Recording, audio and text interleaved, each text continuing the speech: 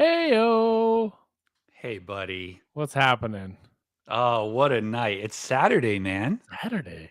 This is Look your at us. Friday. I was talking to my wife about this, and Yeah. I get off of work and I Yeah. have like 15, 20 minutes to prepare for a Friday podcast Not enough.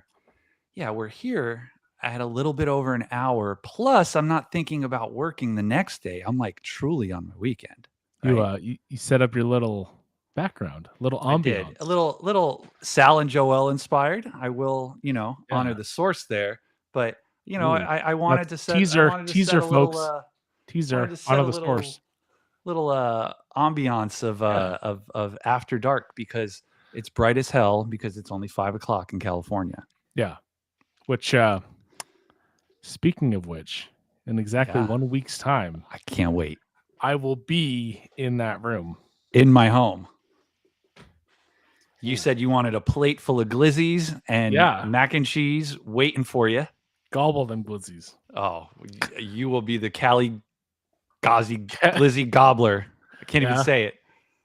Do I have to declare that when I come home? How many Anything glizzies? to declare? Well, I became the glizzy champion. Yeah, you might have to. Who's that hot dog guy? Chestnut. Joey Chestnut. Joey From Chestnut. San Jose. Oh, like, is he from San Jose? Yeah. Jeez. Local boy. I thought he was going to be one of those guys that's from, like, the middle of nowhere in, I don't know, Oklahoma or something.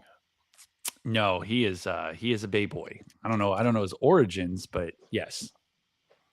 We have any beverages tonight? I've got a few beverages because I don't know how long this is going to go. So I'm on some G0 apple, which I don't know if you guys have. I don't think I've tried an apple flavored Gatorade. It's the cute like school safe one because it has like the name tag. You can like draw your stuff on. Oh, that's cool. It's or like hello, my name is Doer. A little barbecue action, maybe. Yeah. In a cooler. Yeah. I've got a cup of coffee. As I thought that was a prerequisite, but apparently not. You have Gatorade. I have a LaCroix. Yeah. Ooh. I've got a giant bottle of water. And I'll probably have to leave to use the restroom. Yes, I can almost guarantee that. When this ends. But that's what I've got. I don't have any other substances that are consumed on some after dark. Whoa, what happened here? Yeah, we're not monetized. I mean, the substances are fine. Did I go blurry for you? You did go blurry for me. That is so weird. Let me figure out. Are you blurry for yourself? Yeah. Here, let me kick you out. Let me kick you out. Hi, everyone.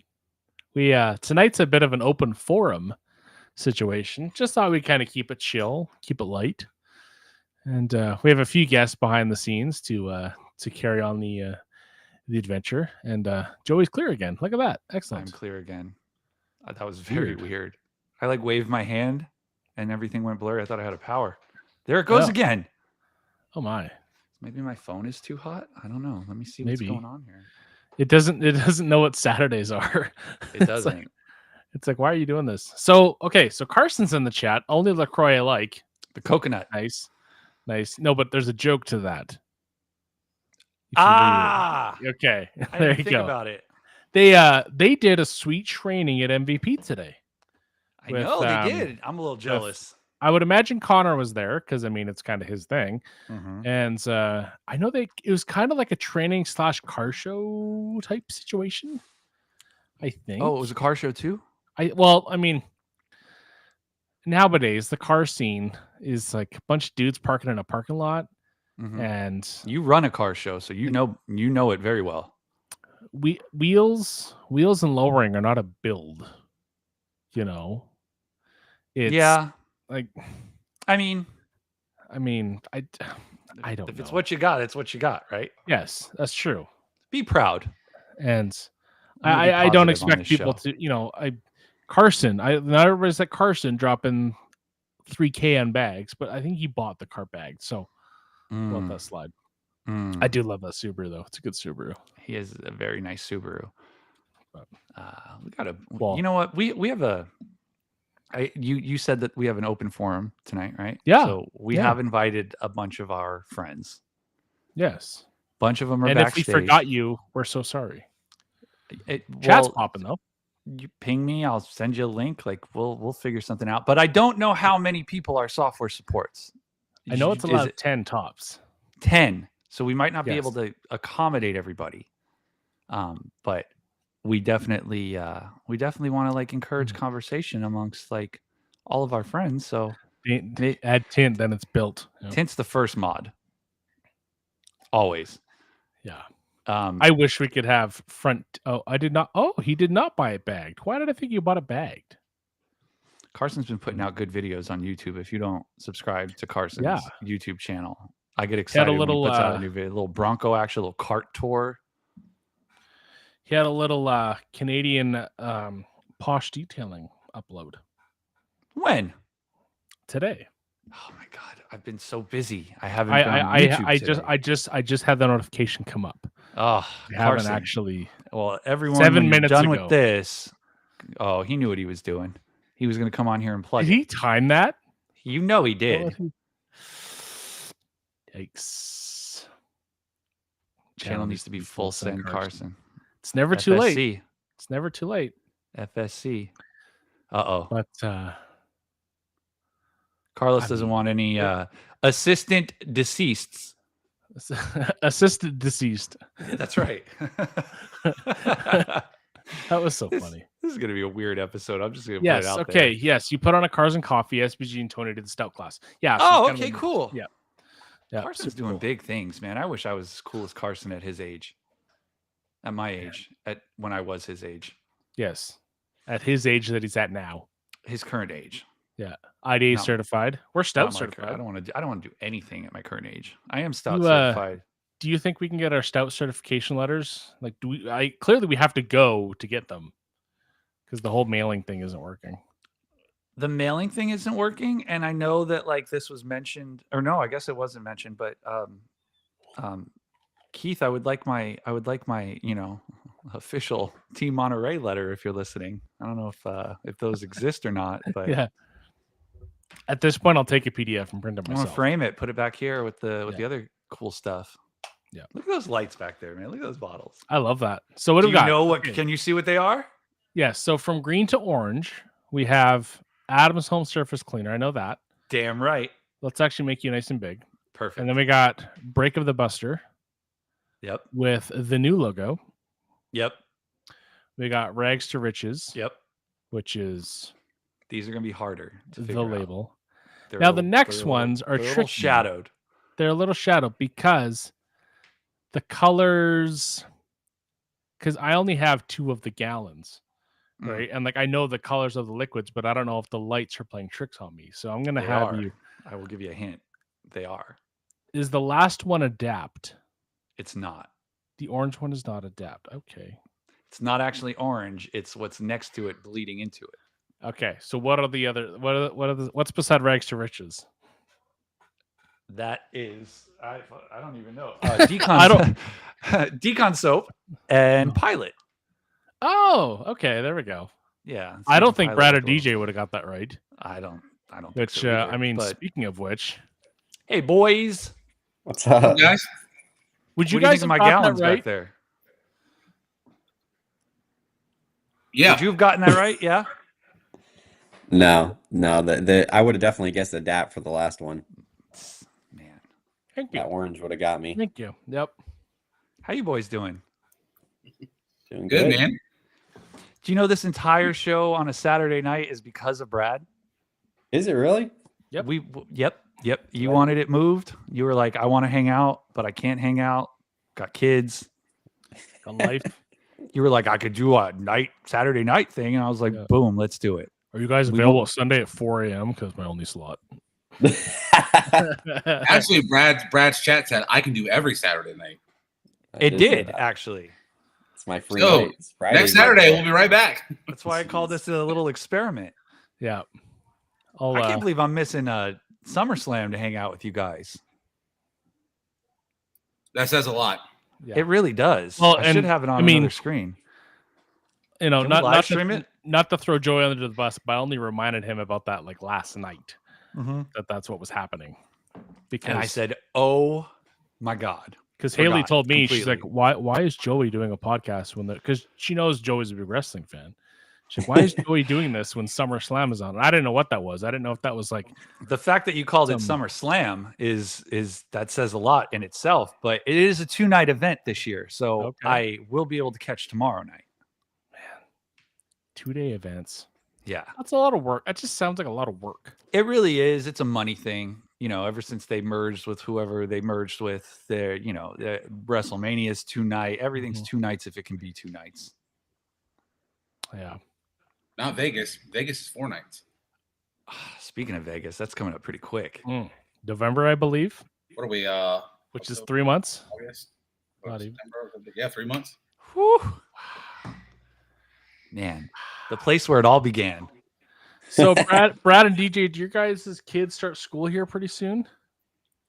Is that a thing in the US? Yeah, like it starts in August? August 13th. Yeah, like week and a half. Okay. Mine are too young, but yeah, our school starts, I think, not next week, the week after. Yeah, because I knew yours were. I wasn't quite sure exactly, but that's like, I know. When do you guys start? Because as far as I know, it's always right. Like the Monday after Labor Day is usually always the go-to. It's always that. It was for us, like growing which up. This year, Labor I guess, Day would just be. Yeah. I think it would just be Tuesday the 2nd. Because like Labor Day, like I grew up in New Jersey, so like Labor Day was the last weekend of the summer. Like go down the shore, like get your final shits and giggles, and then go to school. Mm-hmm. Yep. But I do appreciate. Shout out to Carlos giving me play-by-play in the chat while Jelly Roll is on. Is that Jelly Roll the singer? Yeah, he's teaming up with Randy Orton tonight, and I heard he broke his finger during some training or whatever. So, interesting. That would have been enough for me to not compete. I do love Carlos's. I do love Carlos's Facebook statuses updating me on various soccer games and wrestling. Yep. And lawn conditions. Yep. Of his neighborhood. It's okay. Here we go. The teacher himself. Rad Garage. Speaking of which, we are thinking about Oscar, your little dog. Yes, we're thinking of you guys. Absolutely. My school starts early because we have modified calendar. I go back in 2 weeks. Jeez. 2 weeks is interesting. Wild. How many more detail videos are we going to get from Rad Garage in those 2 weeks? We know this is prime season. Yep. See his video today. Did you guys see his video today? I did not. I have to be in the right mental state to enjoy that content.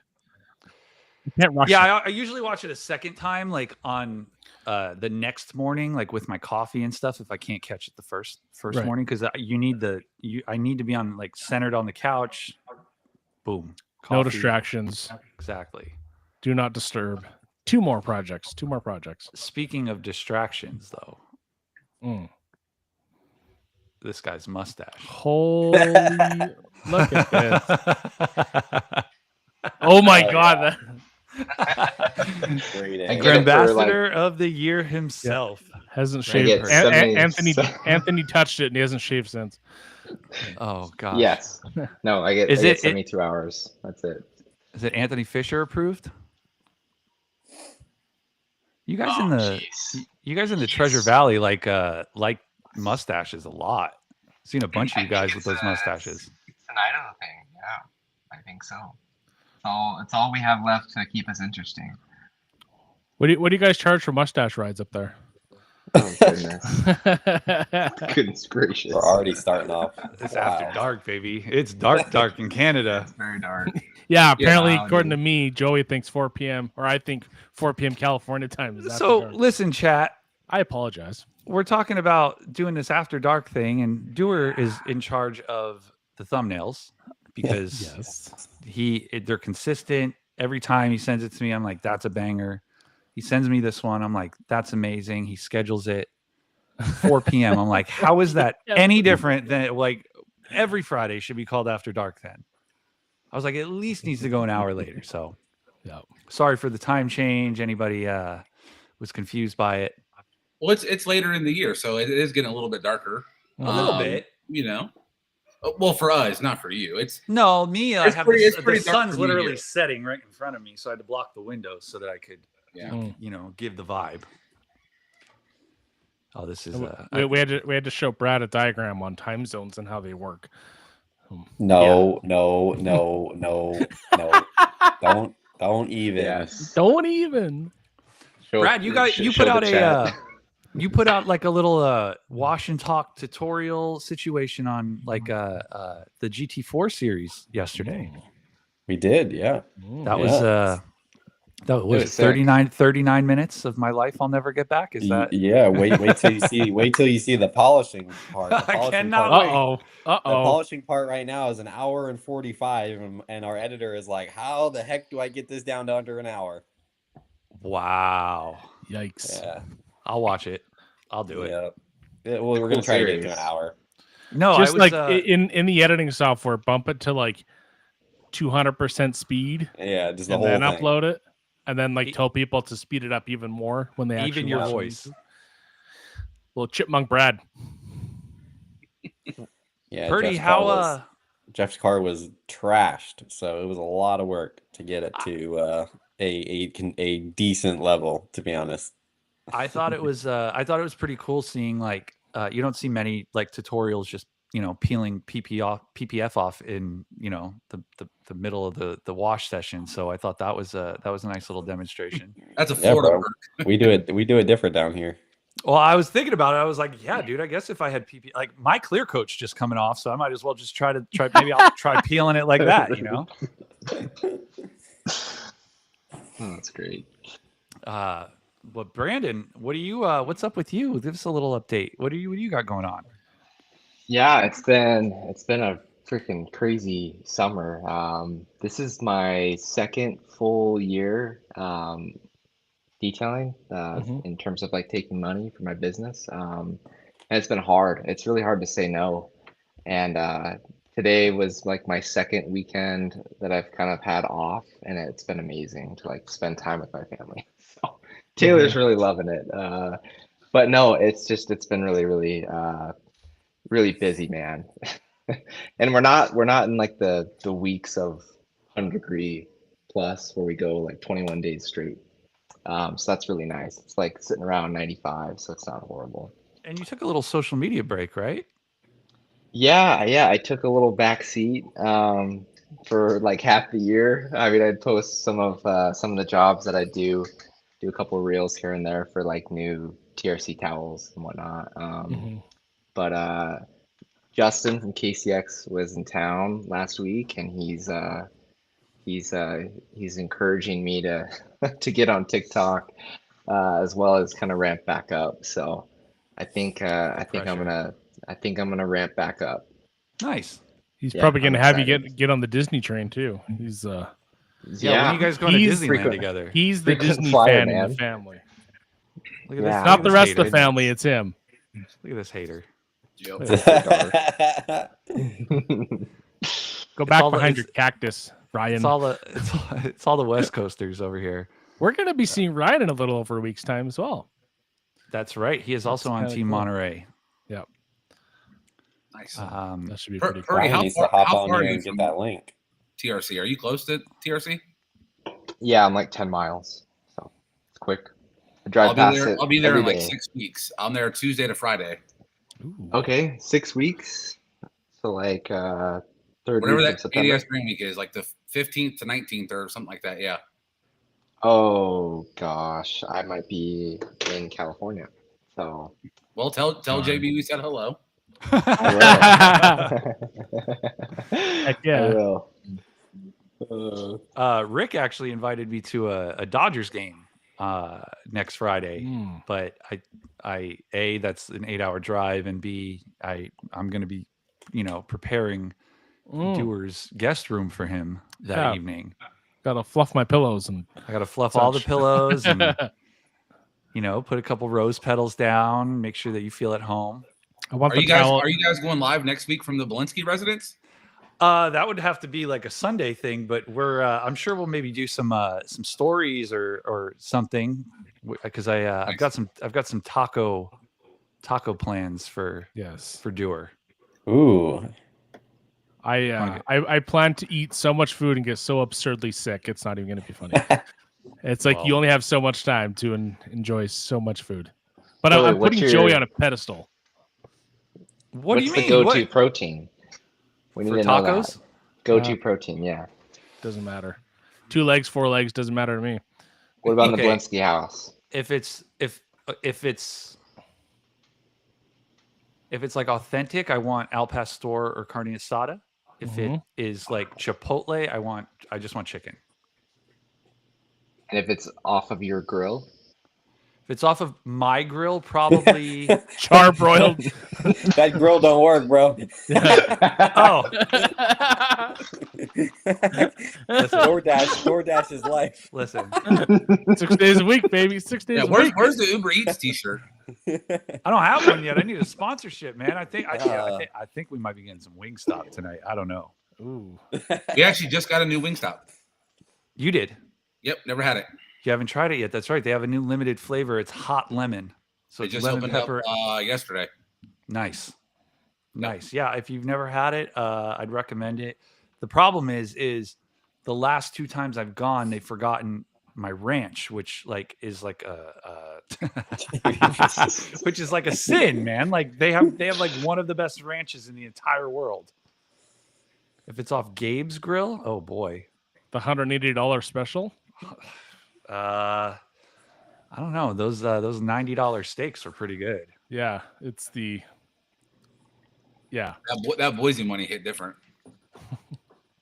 Speaking of Boise money, we didn't really tell a lot of people this, but we actually, when we were buying the steaks, we actually recorded the entire thing in the grocery store.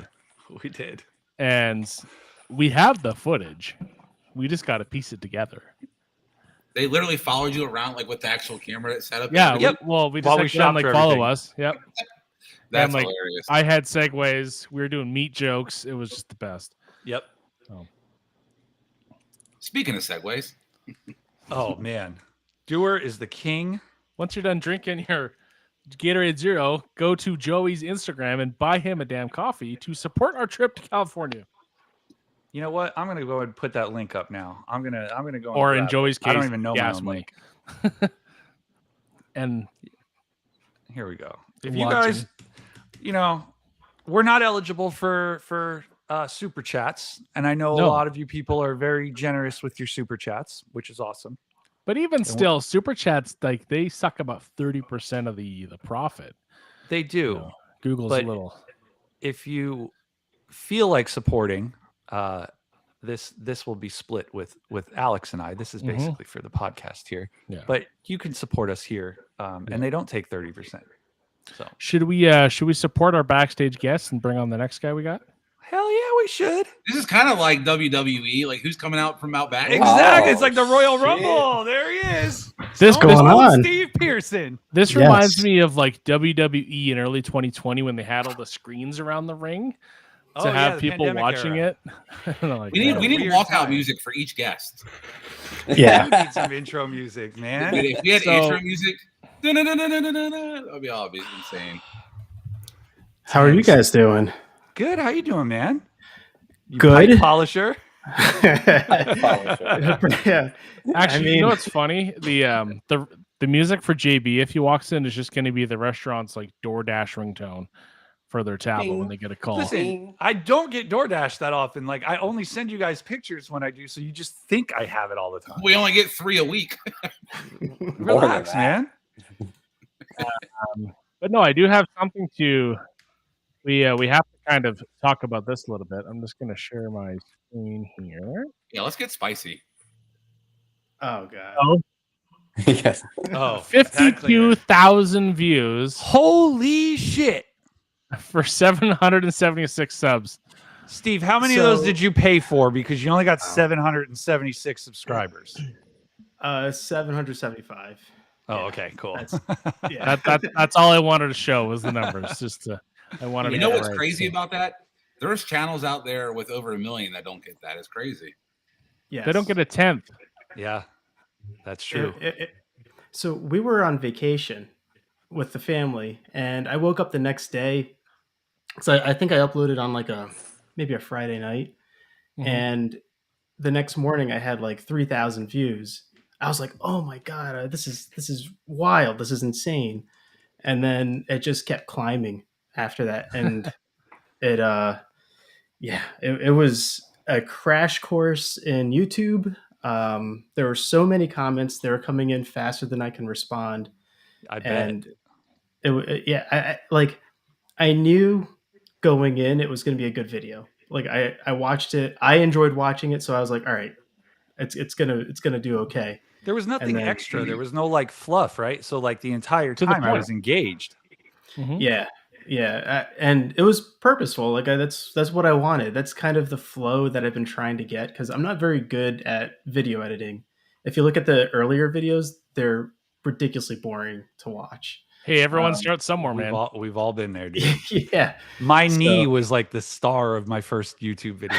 Like, yeah, but no, it is like what DJ, what you brought up, to have a video that is outperforming, other channels is wild. It's not something that I was like really shooting for. And there's pressure with that too.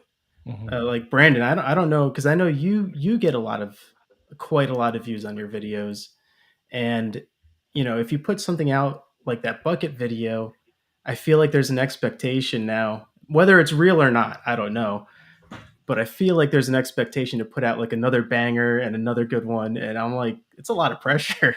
So I'm just kind of doing my own thing at the moment. That's awesome. Yeah. Version Yeah. 2 in 3 weeks. Yeah.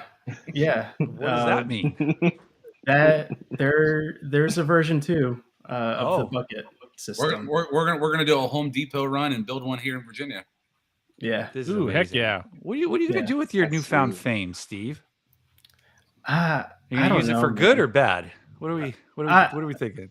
Well, shout out to the SPCA. I'm going to put in a good message for the SPCA. So we'll go with good. Visit your Perfect. local SPCA and help out animals. So there you go. Perfect. I thought you were gonna start a No. brand. No, yeah, I got a rinseless coming out. Wild. Yeah, yeah, SP blending. We yeah. do have SP blending. we do have another guest backstage who may know a thing or two about viral videos, or videos that do take off. So maybe we should just bring him in and ask him what's what he thinks about it. How you doing, buddy? What's up, people? Thanks for making time on this Saturday night. I totally forgot I was making a chaffle. You know what a chaffle is? What the heck's a chaffle? Has my attention though. No idea. It's a Sam the Cooking Guy. It's a Sam the cooking guy. yeah, cheese. Yeah, he's cheese legit. waffle. Oh. So you take a waffle iron, you take eggs and a little bit of mozzarella, and put a little pepperoni. I made a carnivore pizza.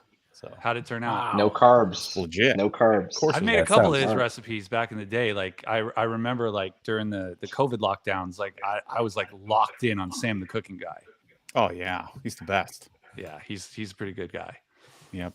You had a little cars and coffee or cars and culture today. Yeah. How'd that go? I'm peopled out. People and me.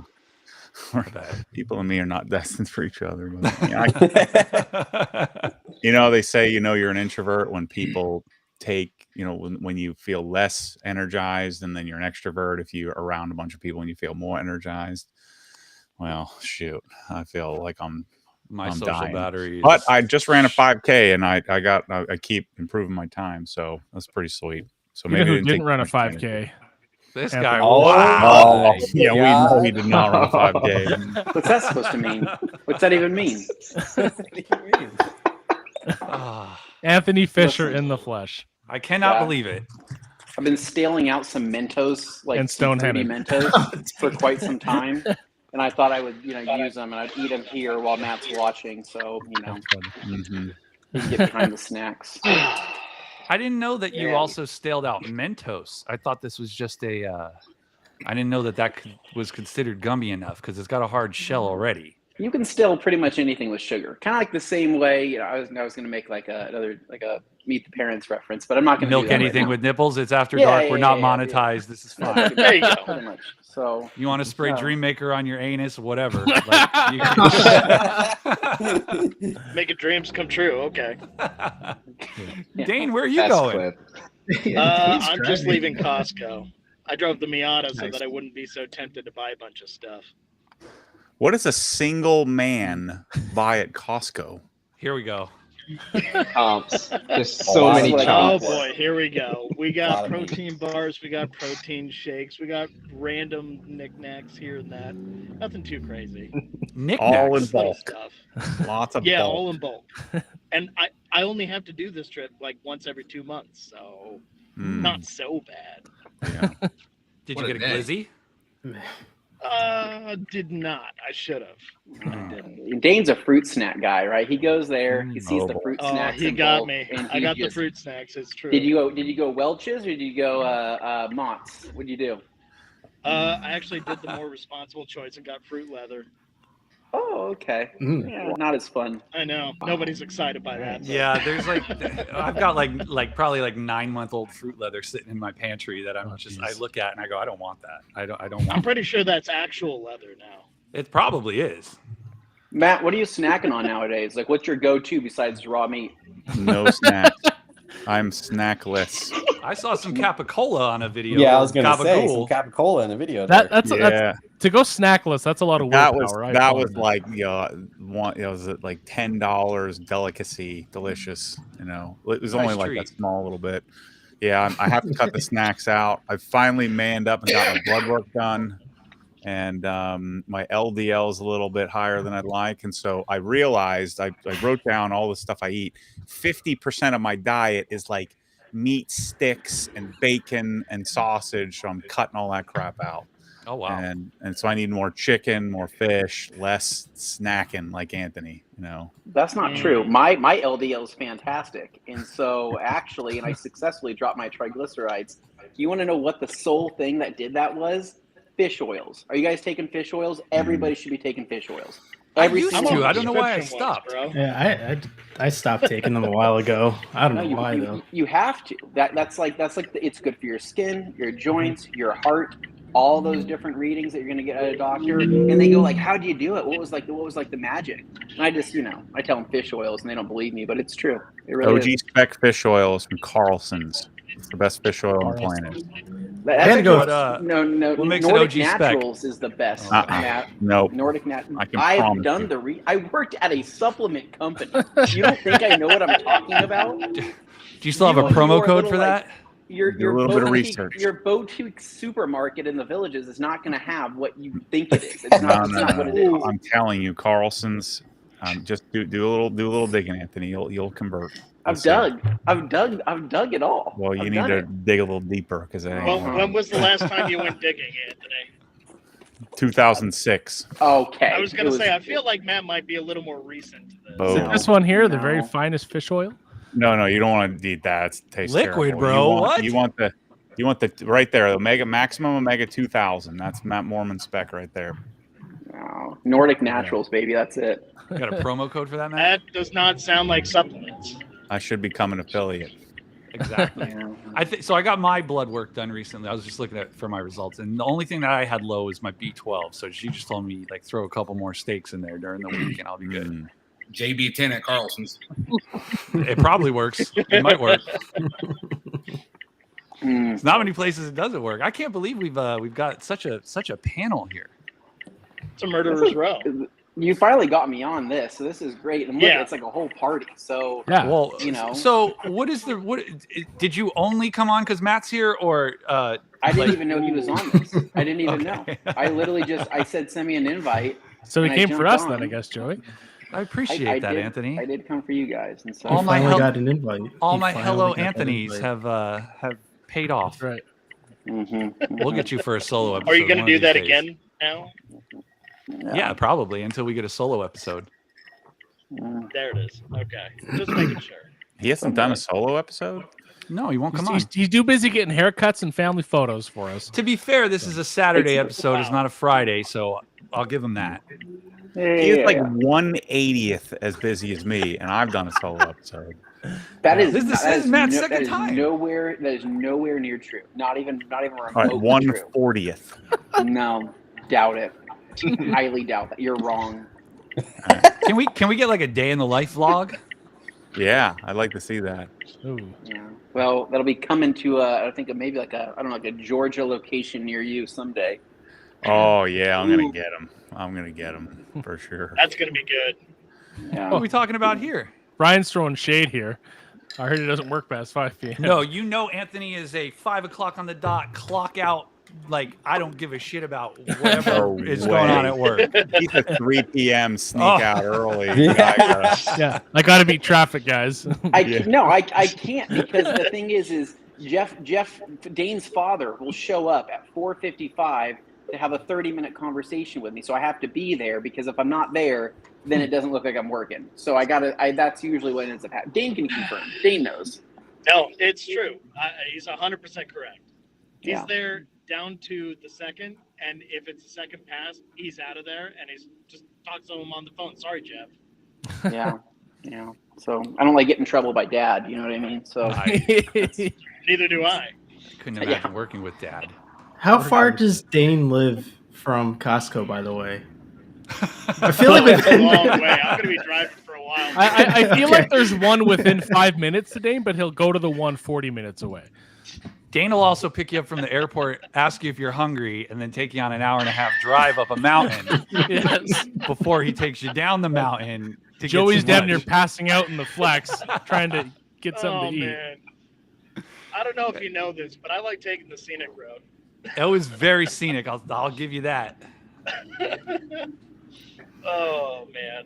Pay no attention to me. I'm just here in case somebody says something I gotta snap back to. Dane's our moderator. Keeve says there's a difference between being there and working though. So, That's true. But you know what? I don't want to base my entire opinion on the rag company off of TR SEMA week because I know that's not a typical week. It's skewed. No.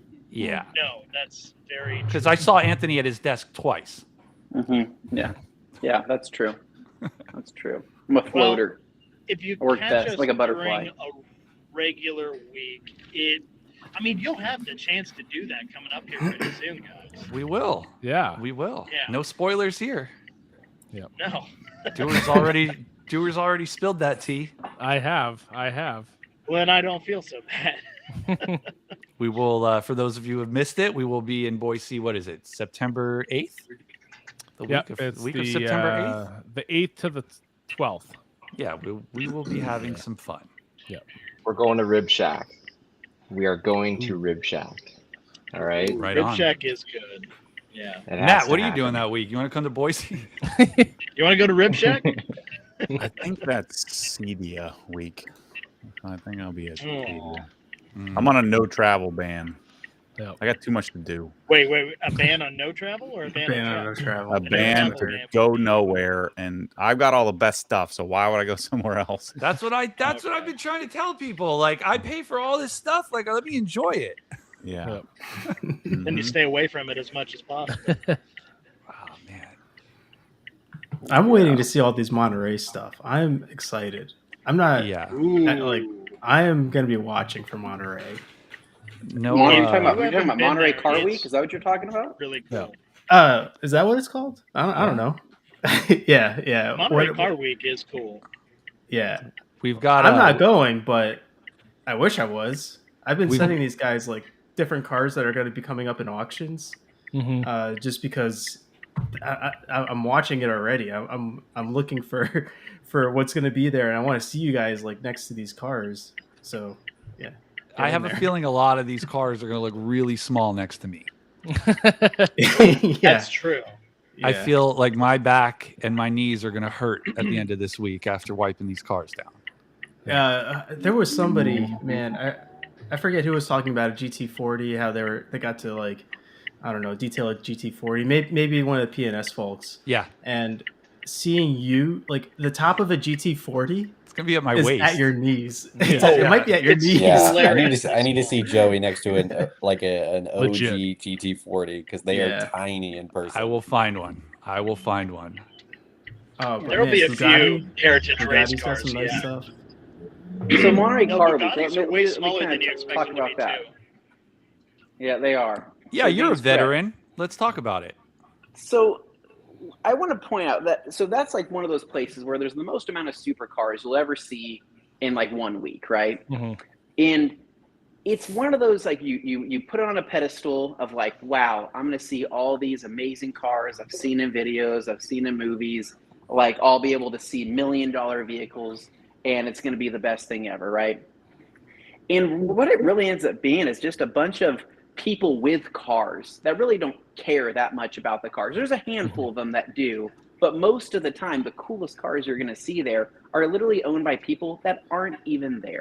It's the weirdest thing.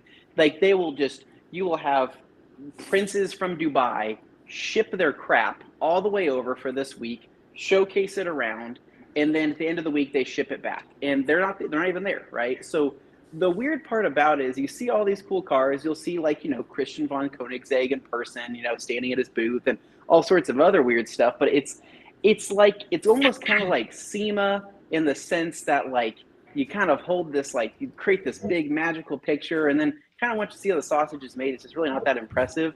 However, the cars are cool. Individually, they're all cool, but collectively, for some reason, it's like less cool that it's like a big collective thing, and you become really jaded. And then every time you see a supercar after that, you're kind of like, whatever. That's, of course, I'm talking like a poor man.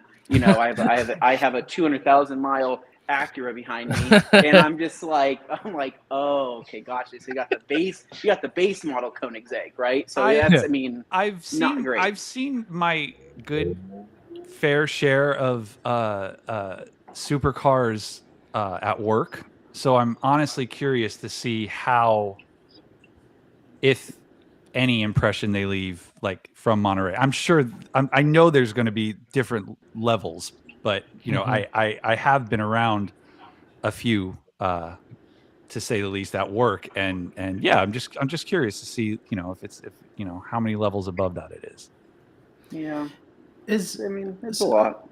So when you see somebody like Koenigsegg and some of these other upper level guys that have these supercar companies or legendary folks, right? Are they there to interact, or are they just strictly like they're just selling? You know what I mean? I think they're there to make an appearance. I think they're there to probably represent their brand because I think it looks good.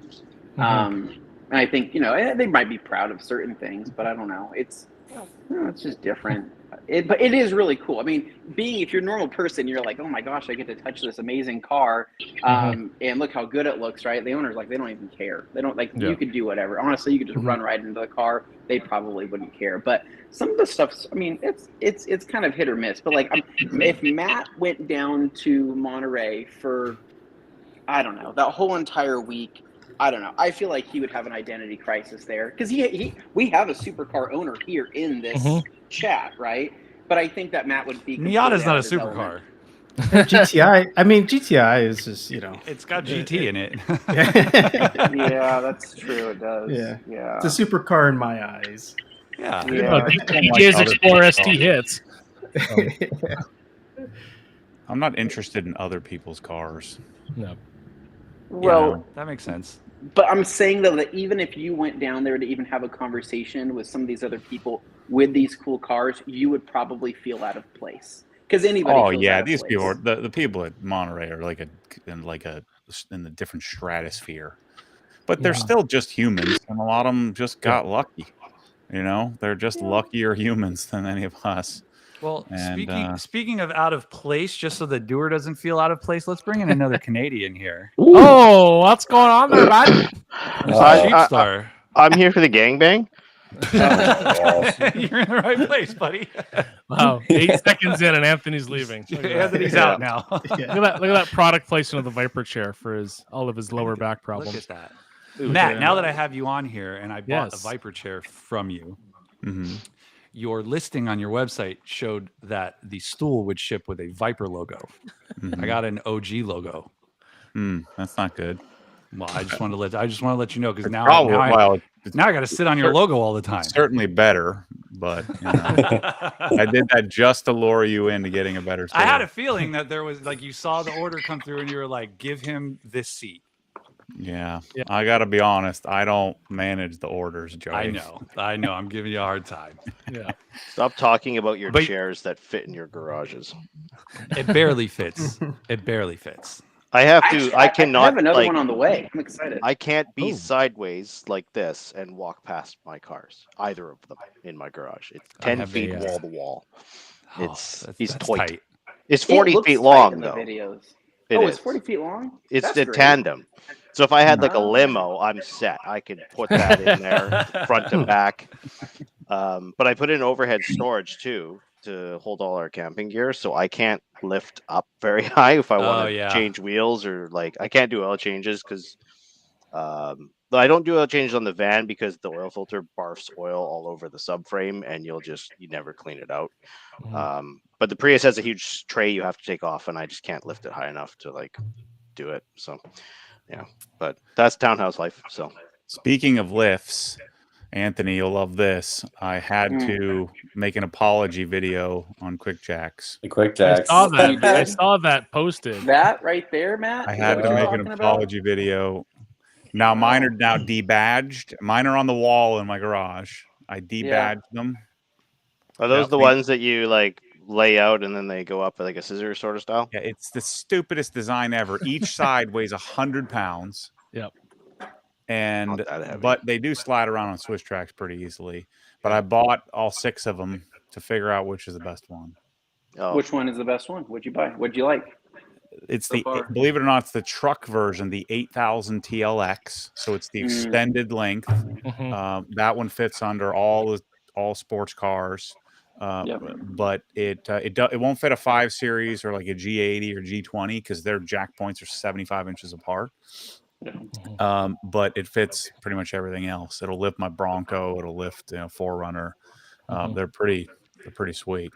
Well, the TLX is the only way to do it. So like the TL, when I was doing all the measurements on, because I was trying to figure out which is going to be the right one. The TLX is going to fit virtually every single car. But the TL, like it drops you, I think, is it 10 inches or something like that? I can't remember what it is. But it's 6 inches narrower from your widest jack point. Yeah. But that's like a Honda Civic. It wouldn't even reach a Honda Civic on a TL. And I go, if it can't reach a Honda Civic, what's the point of anything else? And so that's when I settled on the TLX. But that's probably the model to get. But the 5000, that's perfect for me. But so the new one's the 6000 and 8000, right? So the 6000 is just the tubular steel is thinner, and so I wanted to test. Well, if you did the truck version that could lift your SUV or your F-150 or whatever, could it still fit under like my M3? Could it fit under my GT3? Easily fits, and then you get the ability to lift the family SUV. That's pretty convenient. It's the same width as the 6000. It's like $100 more. The only problem with it is it's 19 pounds heavier per side. Oh my god! So Anthony, you're gonna have to get somebody to help you lift it up on the wall. I need help. DRT, man. I can't even grab these right now. I think these are 80 pounds each right now. Yeah. And so it's in the way I have it, I kind of screwed myself on this because when I hung these, actually I'll show you guys. So what I did is when I hung this, I put my mounting points up there, right? But then I would make it to where the weight actually rests on the concrete itself, right? So down here, the weight's there. So basically, those are just simply keeping them from falling forward off of the stud, which makes sense. But like the thing is I have to actually fully lift everything, right? So it's not just going to fling off. I mean, the whole thing has to come straight up, and that's where it's like, it's freaking heavy. Yeah, it's heavy. Yeah, it's my nightmare that one of those things falls off the wall and smashes my GT4. Like, oh my god. Do you find, what about like the depth? But that's what, again, you put the weight on the ground, and you won't have to worry about that. But like, there's no, because they even said like you could, I don't know, I think like one of the instructions like either mount this, put the weight on the ground, and mount it into like drywall with like an anchor. And I'm like, no way, never would I put an anchor on that. Dude, I couldn't imagine that. No, I did sleeved anchors that are 500 pounds a piece to hold that sucker up there. Yeah, don't do a drywall anchor. A Yeah. drywall anchor, that's not possible. It'll It'll just just shut out. literally just go straight to the floor.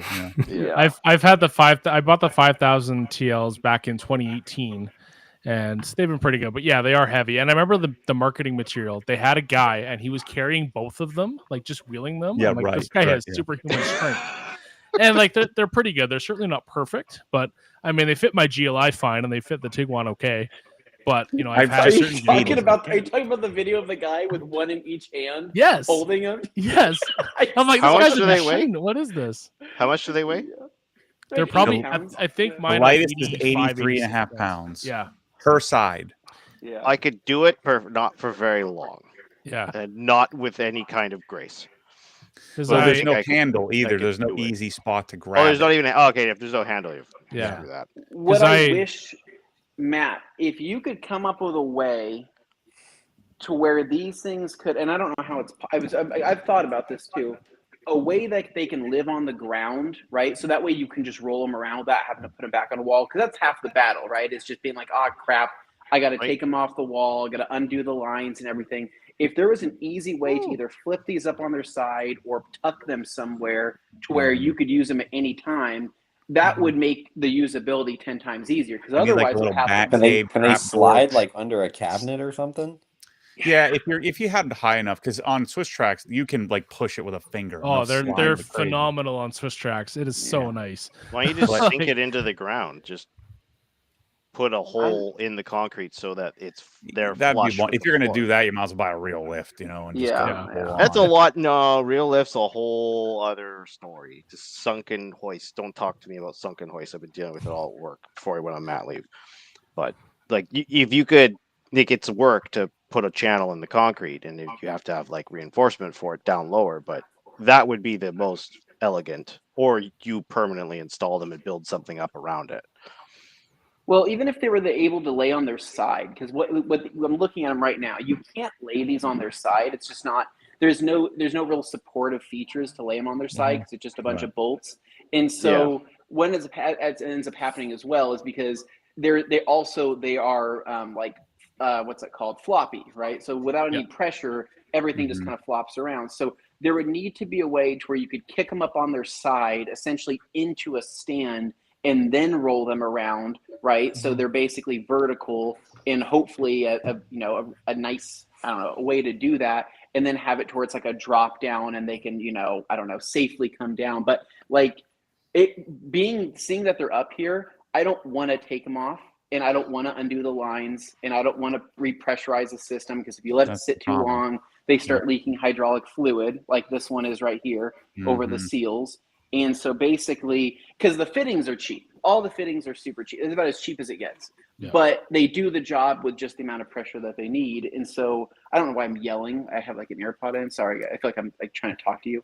So it's like a real all day Anthony video. Kind of. Yeah. Who? So Who? yeah, who's that? So, anyways, I'm just trying to. I don't know. But it would be great if these were just more accessible. Which I know it sounds lazy, but it's an absolute nightmare to get these off, down, back up. Especially after you're done working on a car, the last thing you want to do is pick up 80 pounds and try to balance it and kick it up onto this. It's just, you don't want to do it. Keith's going to review a janky Amazon setup after this. Yeah. There's a Go-Jack stack up, like the ones that you just like put them on each wheel and like crank them down, but they have a stand that has like vertical part. slots. Anthony, how you could often probably do make you something like use- that. How often are you using them? I'm not. I'm not. When you were using them, how many times a year were you pulling those things down? Before the Surgery. before my surgery, right? I had probably used them like 3 or 4 times, and I loved it. I thought it was awesome. But again, that probably contributed to something, right? It had to have, because that was like one of the last things I did. Some lifting and twisting wrong. Yeah, something there. But I would say I don't know. That's the kind of the crappy part right now, is they're just kind of sitting here collecting dust. And I wish I could use them more, because in my opinion, with setting it up with the quick disconnects and getting them under a car, that's like significantly less stress on anything. You're not jacking something up. You're not destroying your Swiss tracks like I did with my jack. and you're not having to worry about jack stands potentially failing, whatever. I mean, it's a really safe and good. I mean, I highly recommend them. It's just, are you going to pick them up and put them up on the wall, or are you going to figure out a way to keep them on the ground? Because if they were on the ground, my life, I mean, I can't have them on the ground, not with the space I have. They have to be up here. So I don't know. I don't know what else the answer is. What if you just parked over them on your normal parking spot? And then they wouldn't technically be in the way when you like park the your Evo, car. you just pull the keep Evo them under out. the Evo. Yeah, That's cobwebs on the so controllers. low. That's a regular people move. Yeah, I Yeah, don't I wouldn't know. do that. That So looks that's ugly. why I'm asking Matt to come up with a solution. Have his I'm on it. engineers, have his Yeah. full-time engineers, at Obsessed Garage. Well, the freaking bracket has a QJ on it with a freaking green thing that looks stupid. I know. It'll match a Flexzilla hose, Matt. Oh, my geez. god! I guess we're gonna segue into that now, are we? No news bomb. Joey sends me a message saying, "Check out this great hose I got." I didn't send you any message. You looked at my story and replied to it. Oh, that's right. I think there's a hose. It was like that directed at hose. my soul. Yeah, Anthony's got one too. It's right. Yeah, there. look at that. That's a great. You know what? hose. But I just Great. learned that That's a great they have like earth tones that aren't bright green. I don't care what learned that. color it is. It's just stupid. It's fine for the garden. Oh my gosh! Yeah, you guys are killing me. On a separate note, another cool thing. Have any of you guys actually tried the 880 of the Ego? Oh, Yeah, it's it's insane. The best It's one ever. I It's got a little amazing. FOMO. I got a little It's FOMO amazing. about it. Battery Yeah, lasts it's so twice as The lock long. feature The battery lasts twice as long, and it has like twice the output. It's insane. Oh, and the Like lock this- feature on it is clutch because then you can hold it above your car with one hand. You lock it on. Well, It's I got the little also- clip for the turbo button. It's also That one the locks on by the itself. what's it called? The frequency of this blower. It's like way better on your ears. I don't know what they did, but like What'd you have it's before? the seven whatever 765. I have the worst one. That's the a 530? 650. I have a 650. Yeah, Oh, 650 that's is the the worst. yeah, Yeah, that's that is terrible. Matt, are you sensing a trend? That's all right. We just became friends. I've got to work on you. There's plenty of time. There's plenty of time. It's gonna take a lifetime to get this fixed. Joe's getting there. You got the Viper chair. We got you the Griot's Cannon. What else do we get you? Look, we'll get there. Like my casket will be dialed in. Like we'll figure it out. Yeah. But yes, But I like that this has 880 become and- the Anthony show and tell show. Yeah. Sorry, I'm not trying to be a show. Anthony, did you pay for that 880? I did. Zero pay for that. chance. I don't believe it. I That was literally- from TRC, No, Yeah, that was it's stolen not. from The samples? No, it's not. It's not. I tried to take literally that have one. the receipt from NVP next door to TRC. I bought that thing. I 100%. You get two bought it. batteries with it, right? Well, so here's what we did. So we stole the me and batteries. Jimmy- Oh, we didn't steal the batteries. Me and Jimmy. So we found out that there's the battery deal, right?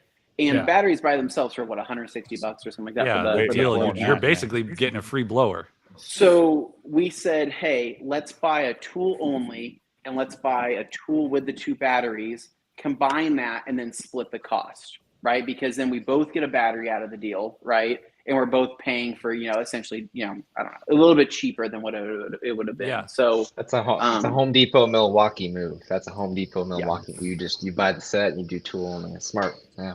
yeah, so pretty much set there. It's nice though. Who wants to be my 880 buddy? Any takers here? We use I a guess different not. plug in Canada. It won't work here. We use a different. Oh my. Oh, that's too good. That is Four a good prong. idea. It's yeah. I just looked. Sheepstar, the 880's $600 a Canadian Tire. Oh, only to blow air. I just came on here and I got 8 other. But it's the cool Wow. factor. It's the cool factor. It's getting spicy in here. I don't do it enough to justify those types of things. That's my problem. Yeah. It's like I detail like 6 cars a year for money. That's about it. The rest of it is just freaking around with test panels. Causing trouble on the internet. One of my favorite leaf blower things is blowing light snow off the cars in the wintertime. Yeah, we don't have that here either. We either get wet snow or just rain. Yes. I made a short about that, and got just, I don't know, kind of aggressive comments back at me.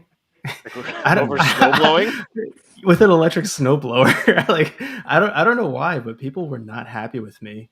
was about his that. name like Mr. Plow or something? It was just like randoms on the internet, but yeah, it was weird. I You're didn't a know. celebrity now, man. You're like the Yeah, your comment Washer. game. Mr. Yeah, Pad Washer. Yeah.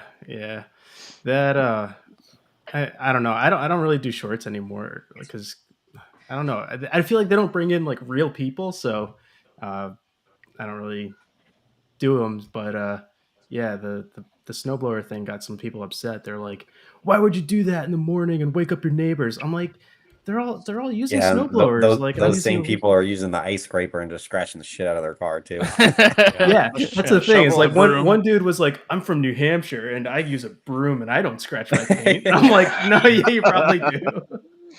You probably do." Shoveling is also loud.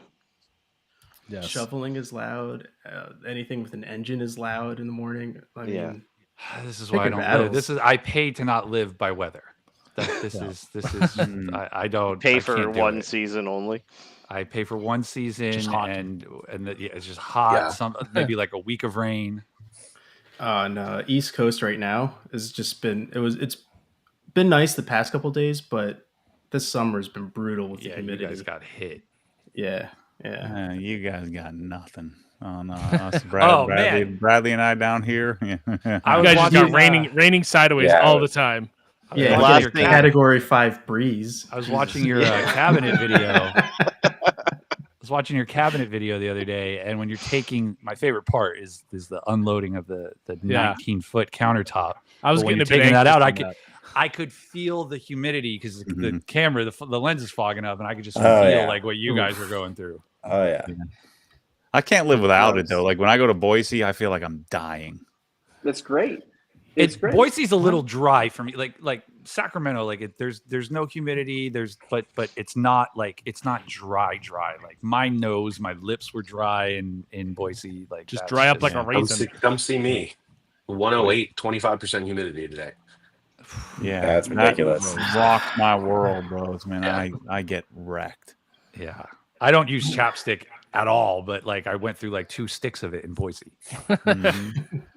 You adapt. You get used to it. It hardens you. Yeah, it hardens your skin. It hardens. I don't know what else it hardens, but I mean, it does a lot. So if you want to turn into a turtle, then come on over to Boise. Yeah, well, those tortoises, tortoises live forever, man. So that's a testament to that. So I mean, it'll be fine. Yeah, the dust is good for business, so I appreciate it. Yeah. We got a couple questions. David Boyce has 2 questions actually. He said, Matt, how are the latest editions of the press-all bottles holding up? The wildest thing, the bottle, 30% of the bottles, depending on what you use, turn frickin' yellow, and then they just turn back like a couple weeks later without the UV. Oh, we got Brandon with something here. They have no idea what's going on. So they just turn back to normal color. The frickin' Germans are like they're all on vacation the whole summer. There's like zero sound. I'm like losing my crap that I staked my entire life on this bottle. And then the 5 million tester bottles, none of them turn frickin' yellow. And then then we ship out 25,000 of them. And everybody's freaking out. And their Germans are like, yeah, we're thinking about it. We're thinking about it. I'm like, what? So black bottle's coming, and the next shipment is gonna be sick. The black bottle's gonna be sick, and so we don't know what happened. The freaking Fluorination people don't know what happened, and they've all kind of turned back to normal. So I don't know what to do other than to say I don't know what to do. Just keep the bottle full, and you can't tell. Yeah, it's not that big of a deal, but we said this is the best bottle in the world, and I thought it was, and when it wasn't, then it's like the chemical like shocked it, and then it just like settles down after. It's weird. Yeah, Matt, is it turning? So the argument is why even fluorinate it? Because labels don't stick very well to HDPE. And with most chemicals, they'll seep through, and so the fluorination keeps the product in the bottle. And then the fluorination makes labels stick much better. You've seen like CarPro, like the label falls off of Tarex. Yeah. Or it just falls off of, and that's LDPE. Or no, it is HDPE. It's PET. They're PET bottles. Yeah, I'm surprised they get away with a PET bottle with Tarex. Right. But on their HDPE gallon, it freaking falls off in like a week. So I mean, they're good, and I knew they weren't going to be perfect. But squeeze bottles come in the next shipment; those are pretty sick. And then gallons should be like springtime, probably springtime next year. I'm kind of and excited then we'll have about black the and squeeze red one. and different colors there. But this is the fight. And Steve, you want to talk about bad comments? Come live in my world. For I can't imagine. I cannot imagine. Are those bottles, man? Are they yellowing all the way? Like, if you were to cut them in half, are they yellowing all the way through, or is it just like a one side thing? It's the interior of the bottle. Yeah. Okay. I'm pretty sure it's around the stem of it. I'm pretty sure. But man, I don't freaking know. Interesting. The problem is it's a $20 bottle. Yeah. What is that? What's Bradley's price going on here? I was gonna Hey, say, don't why talk is to me Joe about doing that. ADS? We're gonna undercut. What are we doing here? Oh to man. Oh, Jeff? it's probably because he's logged in. He's probably got a wholesale. Oh, he's account. in the pro login. Oh, okay. Shoot. Yeah. I'm not inside the hex. I'm sorry. I'm like, what's going on here? Yeah, 40% off Jeff pro. on that one. But this is a microcosm of life, right? You chase something. I'm looking to build something different than what currently exists. I didn't mean to And start so it. then everybody gets all mad about just use IKs or I just don't like those. Mhm. Like, IKs aren't bad, but I don't like them. And so I want to do something different. And this is the pursuit. And the struggle is that you got to be willing to put yourself out there and freaking screw up 1,000 times till you get it right. And I'm willing to do that because I walk around with my middle fingers up in my pockets everywhere I go to everybody. This guy. And This that's guy. just what you have to do in order to have any chance of making it when you're going to disrupt. If you're just going to copy and follow along with what's working, life is a lot easier.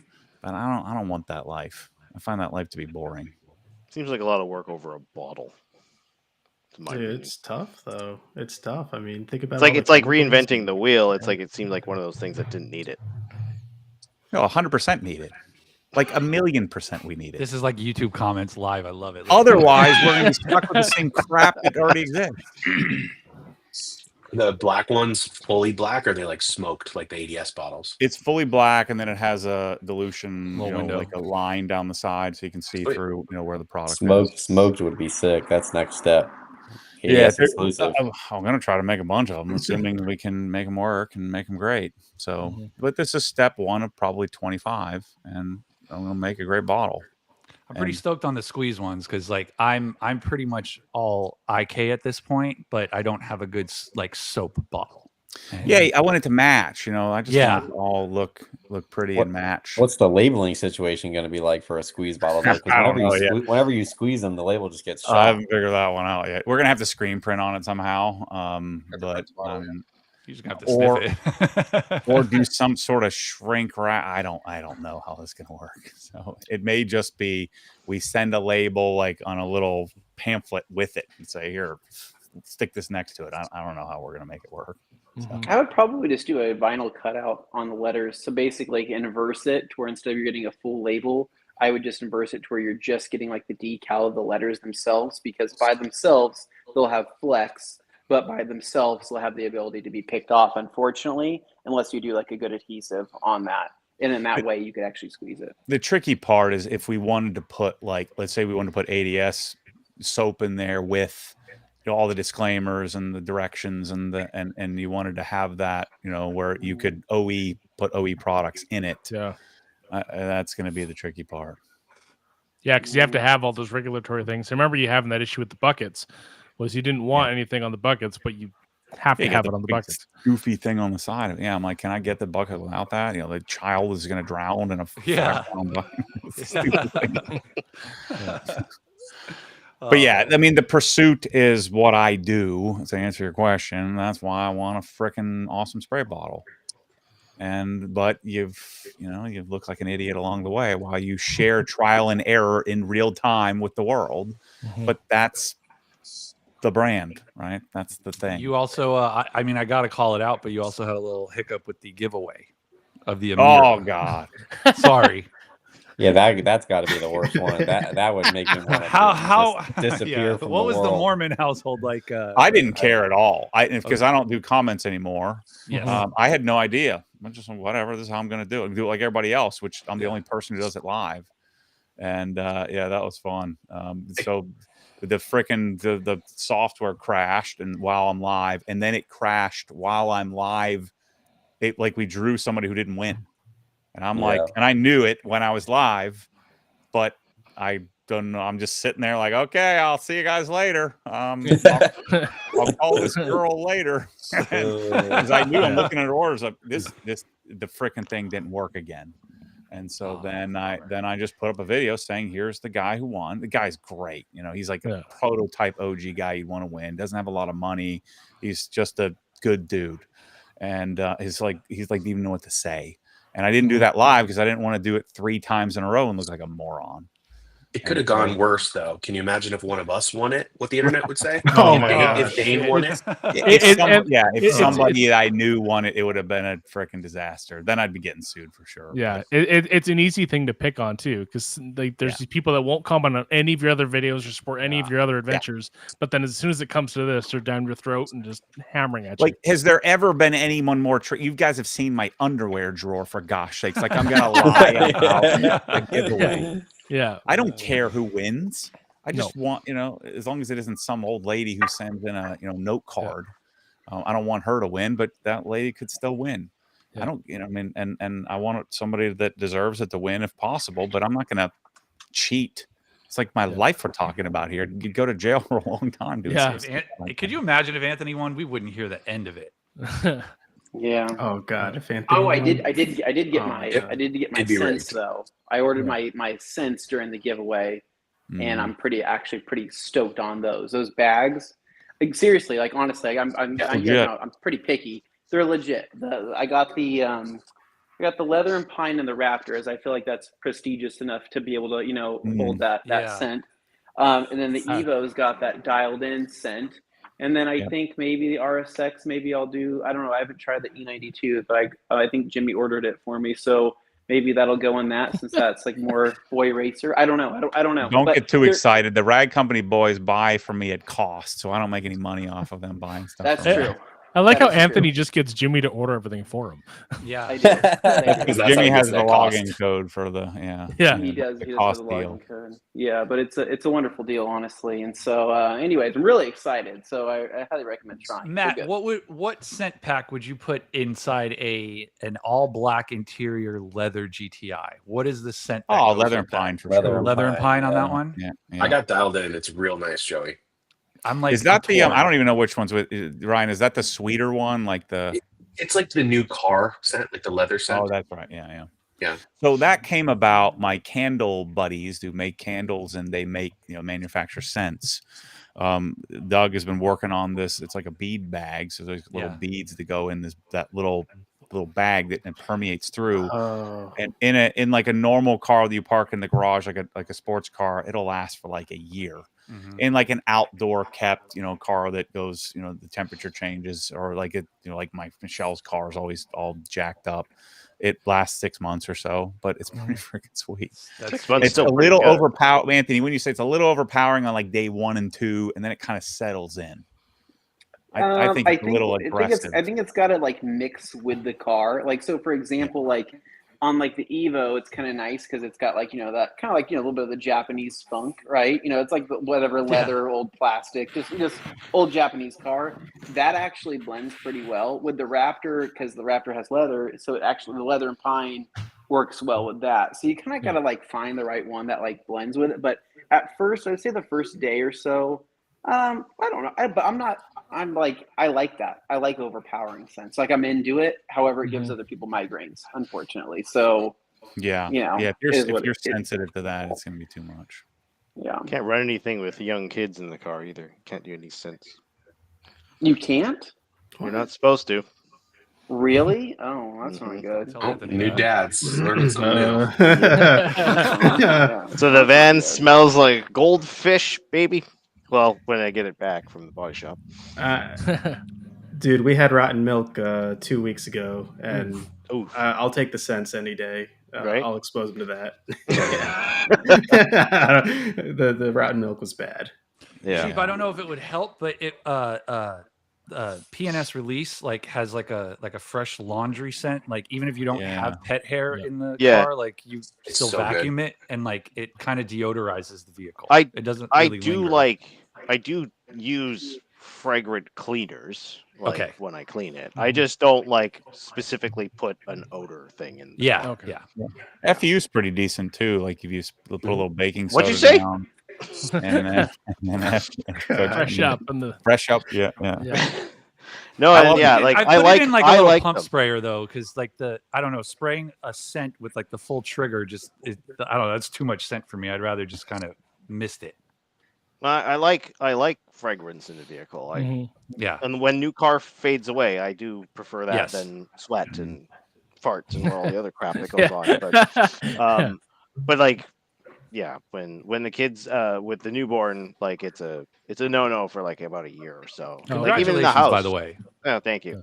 Yeah. No, we have like many oil diffusers in this house, but we just don't run them until the kids hit that point when they're like not susceptible. I would love a diffuser, but I guess they're bad for cats too. They can be. Yeah, it depends what you run through them too. Yeah, like essential oils and stuff, I guess aren't good in excess. So, I look took at all this the guy. Look at scents this out of guy. the house. Run. I bought these. Have you ever seen a Jasper? JASPR. So it's like it's an air filter thingy. Oh, okay. And so I have 4 of them throughout the house, and it like totally scrubs and cleans your air in the house. What They're we started sweet. doing is our vacuum has it's got like a there you go. pre-filter and stuff, and we'll put a couple drops of essential oil like on the filter, so as we vacuum, it permeates like through the exhaust of the vacuum, so that also freshens the house up too. Why am I not surprised? They're $2,200, Matt. No, it's 1,200. Where'd you get 2,200? Oh, only. The Your Jasper furnace also has a filter that you can run. but it has 537 5-star reviews. So I've sprayed up at my ceiling. If you cook some bacon, the Jasper it like automatically ramps up, turns red. It's like all magic. Sucks all the juice. Oh, one of those. My house smelled like salmon for like 2 days the other night. You're gonna crap a brick though, because then Ryan, every 6 months I send you a $200 filter. Oh, gosh. And now I have 4 of them, so I'm gonna have a freaking giant bill every 6 months. But I just took my smelly stuff outside on the barbecues. It's probably good for me with the dust here, though. It's probably legit. I'm telling you, I kept looking at my speakers and there's dust all over them. I'm like, I'm gonna get one of these and put flank my home theater and sucks the air out, keeps the dust down. Pretty legit. So you get a MERV 12 or 13 or like a high MERV filter in your air conditioner or your heat pump or whatever you got, your furnace, and then do these things all over. They're pretty sick. The Taco Tuesdays. That's right. Also, if you have a lot of carpet, like get your carpet professionally cleaned. Like get a proper extraction done on it. I had ours done just before the kid was born because that room that was her room, like there was a dog that came over and had some fun with it. So, and we never went in there, so we didn't notice it for way too long. And we used to get tons of dust build up in our bedroom because our whole top floor is carpet. But once we got it professionally shampooed and like extracted with steam, the dust buildup is minimal. Like my vacuum used to fill up after just our bedroom, and now I can do the whole house and it's half full. So if you have dust buildup and you have carpets, like get them clean too, because they'll hold it and they'll keep releasing it all the time. I like carpet under my feet, but I do like the cleanliness of like hardwood. Yeah, the warmth is nice for like a bedroom and like the quiet. But then like the hard, like the first floor and second floor are like the hardwood and so much nicer to clean up. Have you ever gone into a house that has carpet in the bathroom? Yes. Oh yeah. And kitchen. Oh, yeah. So gross, isn't it? And the kitchen. Kitchen too, dude. The kitchen too. Oh, kitchen. It was terrible. I could not do that. I just ate my meal through my feet. Yeah. Oh gosh. The bathroom, that gets me though, because It's so what's the bad. thought process there? What's the thought process? Oh, that's so gross. There is no thought. Drip dry. Whoever thought that was a good idea? Jeez. Or just even even putting like one of those like carpeted mats in front of the toilet, right? You know how they did that back, and that was pretty common to do because they thought you'd be sitting there and be good on your feet. But I'm like, dude, all of that overspray, everything coming out of that. Think of how nasty that carpet is. Yeah, there's a sign on the wall where we sit down only in this house. Like,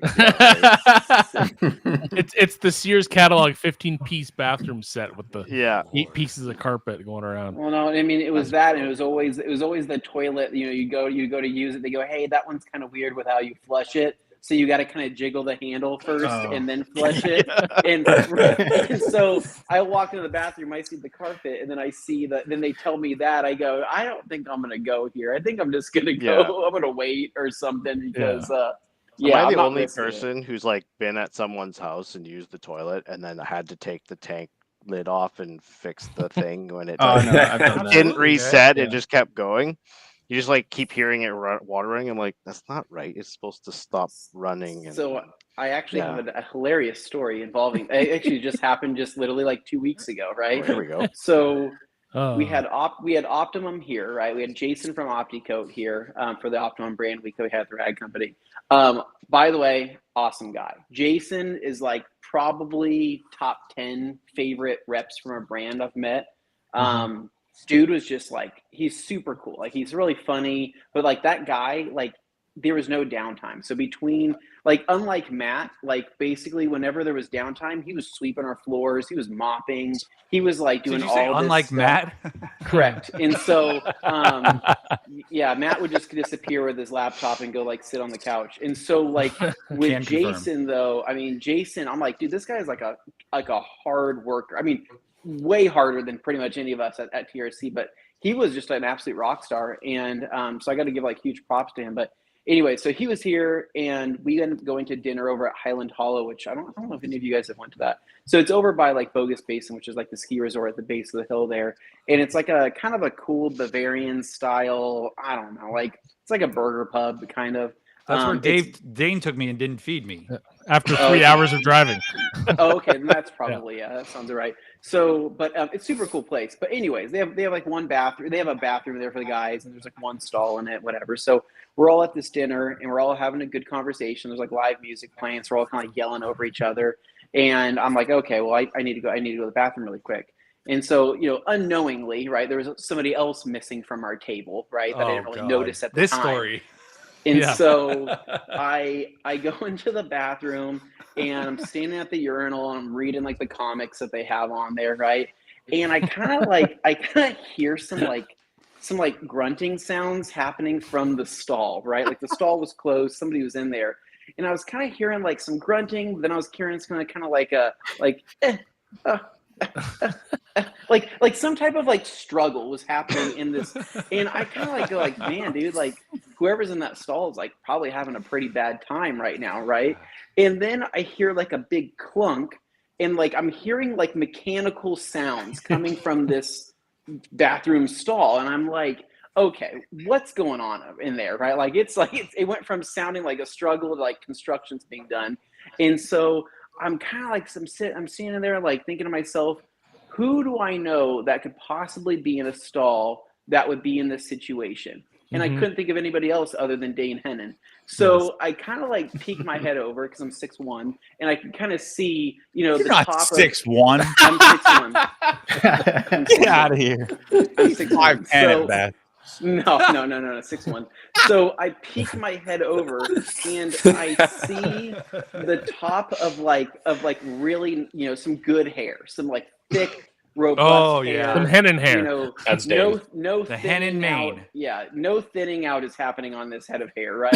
And I go, oh crap, you know, that's definitely Dane, right? So I hear another like clank and another thunk, and I go, what the hell is happening over there, right? And then I hear he goes, oh, he's like shocked, and he goes, oh, Anthony, thank God, right? And then he busts open the stall door. He is holding the entire tank top of this industrial toilet lid, and he's standing there with this thing. I go, Dane, what the hell are you doing? He goes, oh, it's this whole thing, like, I was trying to flush the toilet, and there's like a valve with a switch, and like the thing wasn't lining up, so I'm having to like push my hand to get the water to flow and for the lever to actually like make contact. And he's like rapidly trying to explain this whole thing while holding this entire lid.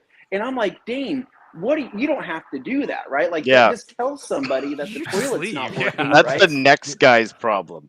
And so, but to Dane, right? Because Dane, he's so, he's very empathetic, and he doesn't want anybody else to go through anything. He's just like, well, I don't want anybody else to have to experience what I've experienced, so I'm trying to fix this thing.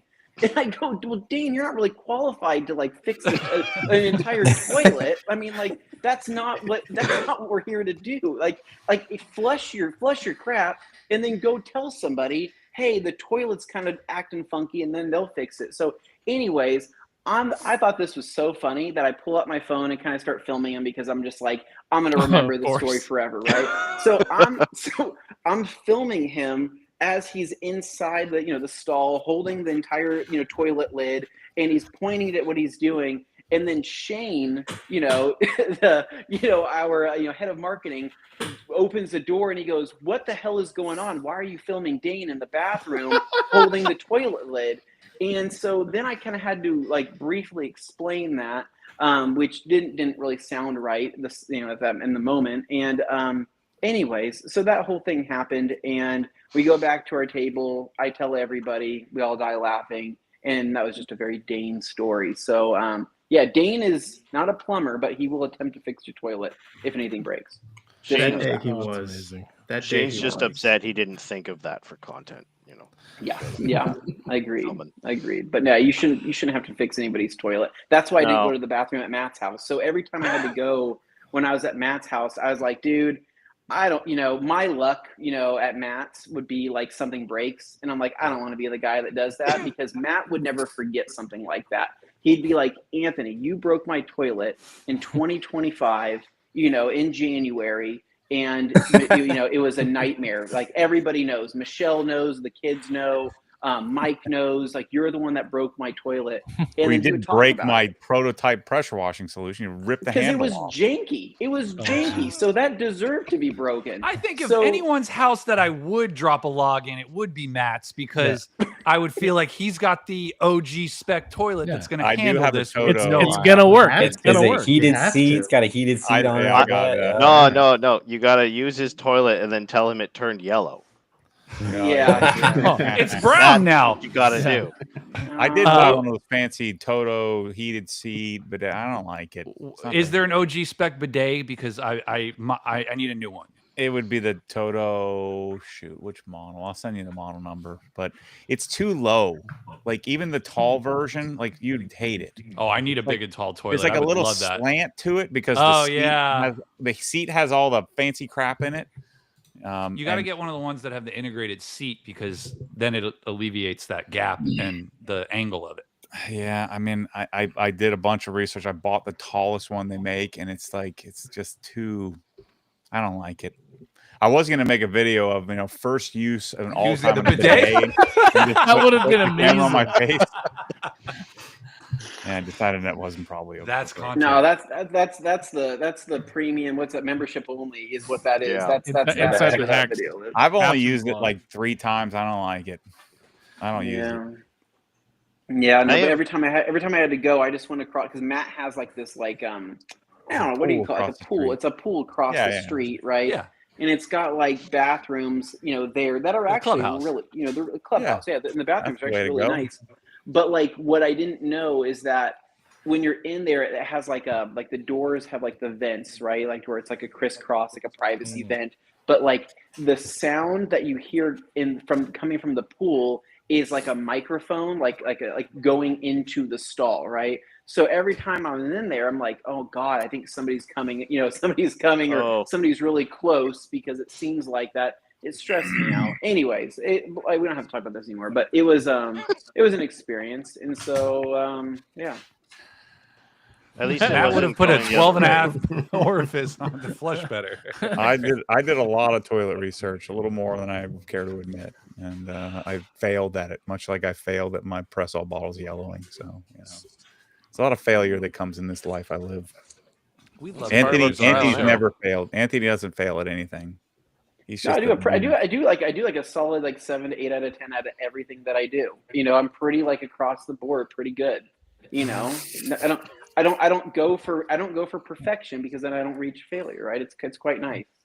Right? What about the paint on your cars? It's solid 7.5, 8 out of 10. You saw. I mean, they're pretty. It's pretty good. It's pretty good. It's pretty good. I mean, well, minus actually the one thing we did was when me and Bradley were coating the Raptor. I thought that I did like a decent job polishing because I was using I used Optimum Hyper Polish with like a yellow pad because I thought that's all it needed, right? And I'm like, Anthony go-to. And it is, but I didn't use like the last. Good if you don't get a light out and ever look at what the paint looks like. It's great. Hold on. I showed up and he's like, "This thing's ready to coat," and I look at it and there's orange spots over the whole thing, and I'm like, "Anthony, we're just coating over this." There was overspray from like him running over road paint. I'm like, "What is going on here in Boise?" Yeah. So anyway, Bradley ended up his coating job, you know, with me for a video. Ended up actually turning into more decon. I mean, Bradley actually took a plastic razor blade to the underside of my fender flares. And I was like, you know what? If that's not a brand partner that we want to have on board, then I don't know. You know, I don't know. So we can't coat it like this, just leaving overspray everywhere. So that act alone significantly gave ADS like another 3 years at TRC. I mean, easy. You know. Wow. That's how deals are done, huh? And then the high spot took back 2 more years. Ooh, Who left it? Who left the high spot? Brad? Oh, yeah, that was me. Bradley, yeah. That was me. Right on the hood too. Extra protected. It's fine. He fixed it, so it's all good. But speaking of Raptors, though, Matt, did you figured out? Did you? I don't know if you talked about that. Are you still thinking about getting rid of the Raptor? Or what I sold it. I'm getting a TRD Pro Sequoia. Did I miss that episode? Was that something that you just did? I ordered the Sequoia and I should have it in like 30 days or so, and then it was in a podcast. What color Sequoia did you get? Stormtrooper white with black wheels. Yeah. Classic. It's for Michelle, not for me. Classic. But I think it's gonna be kind of cool. You get to, I've never owned a Toyota on the channel, and I just want something. Normie car in a normie neighborhood. And I got the Raptor. This happens to me all the time. I got the Raptor like 100% dialed, and then I give it to somebody else. Who got it? Who bought you? Somebody just local? I traded it to the dealer. You're a sucker like that. Okay. So all right. Hopefully you got your tax savings. Net of the tax. I mean, I might have been able to sell it for a couple thousand more, but then the pain and suffering of going through that, and plus it's kind of hard for me to sell it. It's not my truck. So everyone would expect it to be Mormon spec, but it's Michelle spec. It's not dialed in. You know, it's lived in spec. Yeah, it's family pickleball spec. Washed every 6 months spec. You say pickleball spec, Joey? Yeah. Oh my lord. Yeah, Michelle's pickleball crazy. I refuse to ever play. Look at that. Like 6 months ago, I would not have known that. You guys got to be proud of me.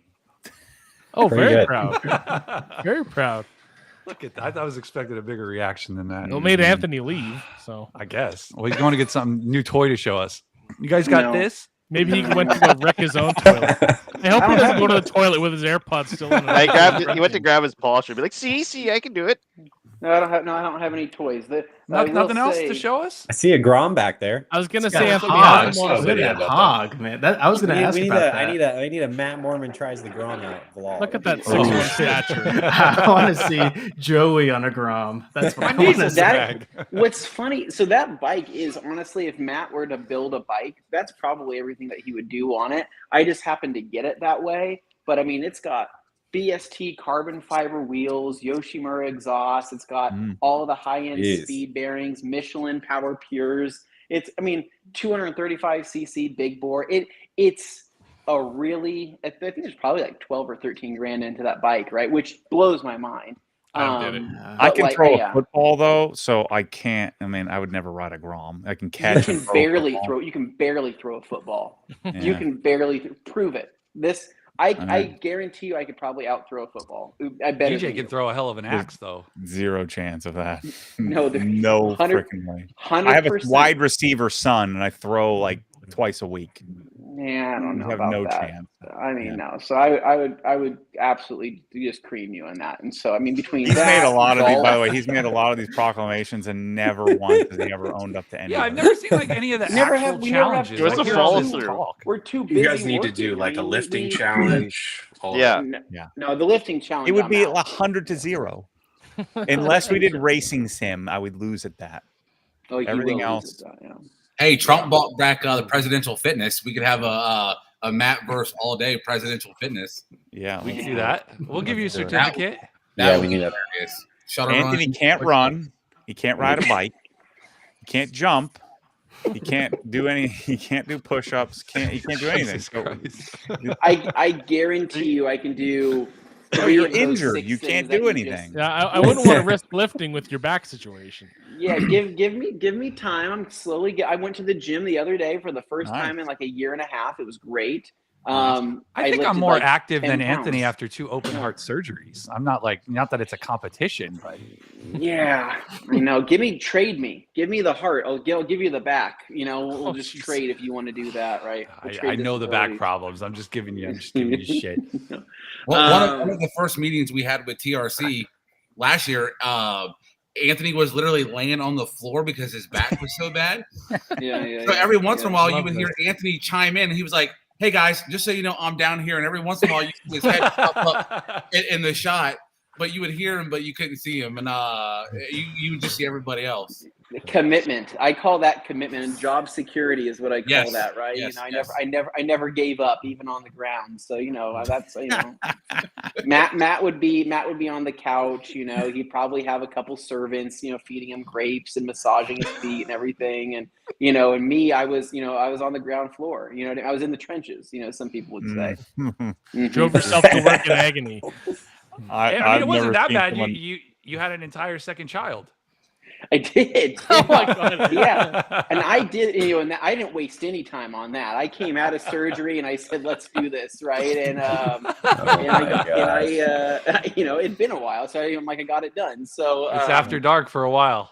Yeah. For a reason. Needless to say, there's probably an award there. I think the child was the award, but I mean, it's going pretty good. So anyway, so changing subjects, but no, I don't have anything else to show you. I will plug that the Metrovac cordless deluxe vacuum is the best thing ever. If you don't have one, you probably need one, and it's worth the $400. Something detailing related. Is that your trunk vacuum? Matt's shaking his head. It's my everything vacuum. I literally use it for every day. I use that thing. It's the best thing ever. It is. I bought one on Anthony's recommendation. It's okay. You're talking about that little guy, the little guy, right? Yeah, it's the little battery guy. It's not even that little though. Like it's not that portable. It's okay. is.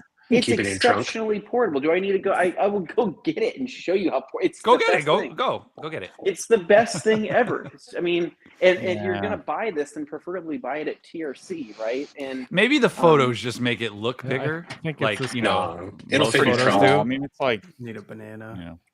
Well, that's not too big. Anthony's 6'1", so it probably looks small in his hands. Oh yeah, No, the 6'1" Yeah, size. it's Really. that 6'1" wingspan. There we go. So that's literally your All right, that's your not too size. bad.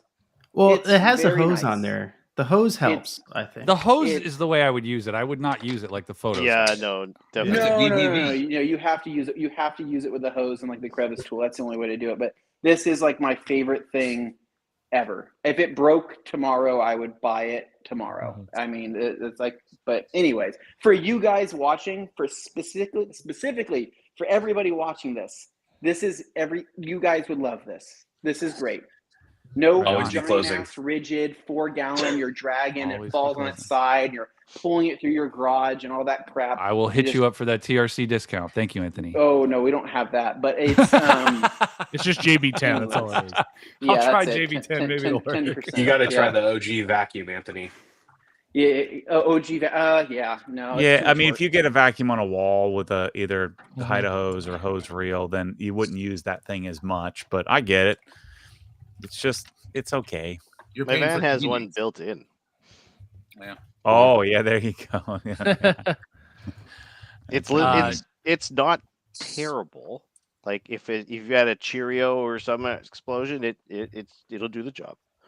But you can't trust it. David Boyce wants to know if Anthony, you could do a little Evo walk around. Yeah.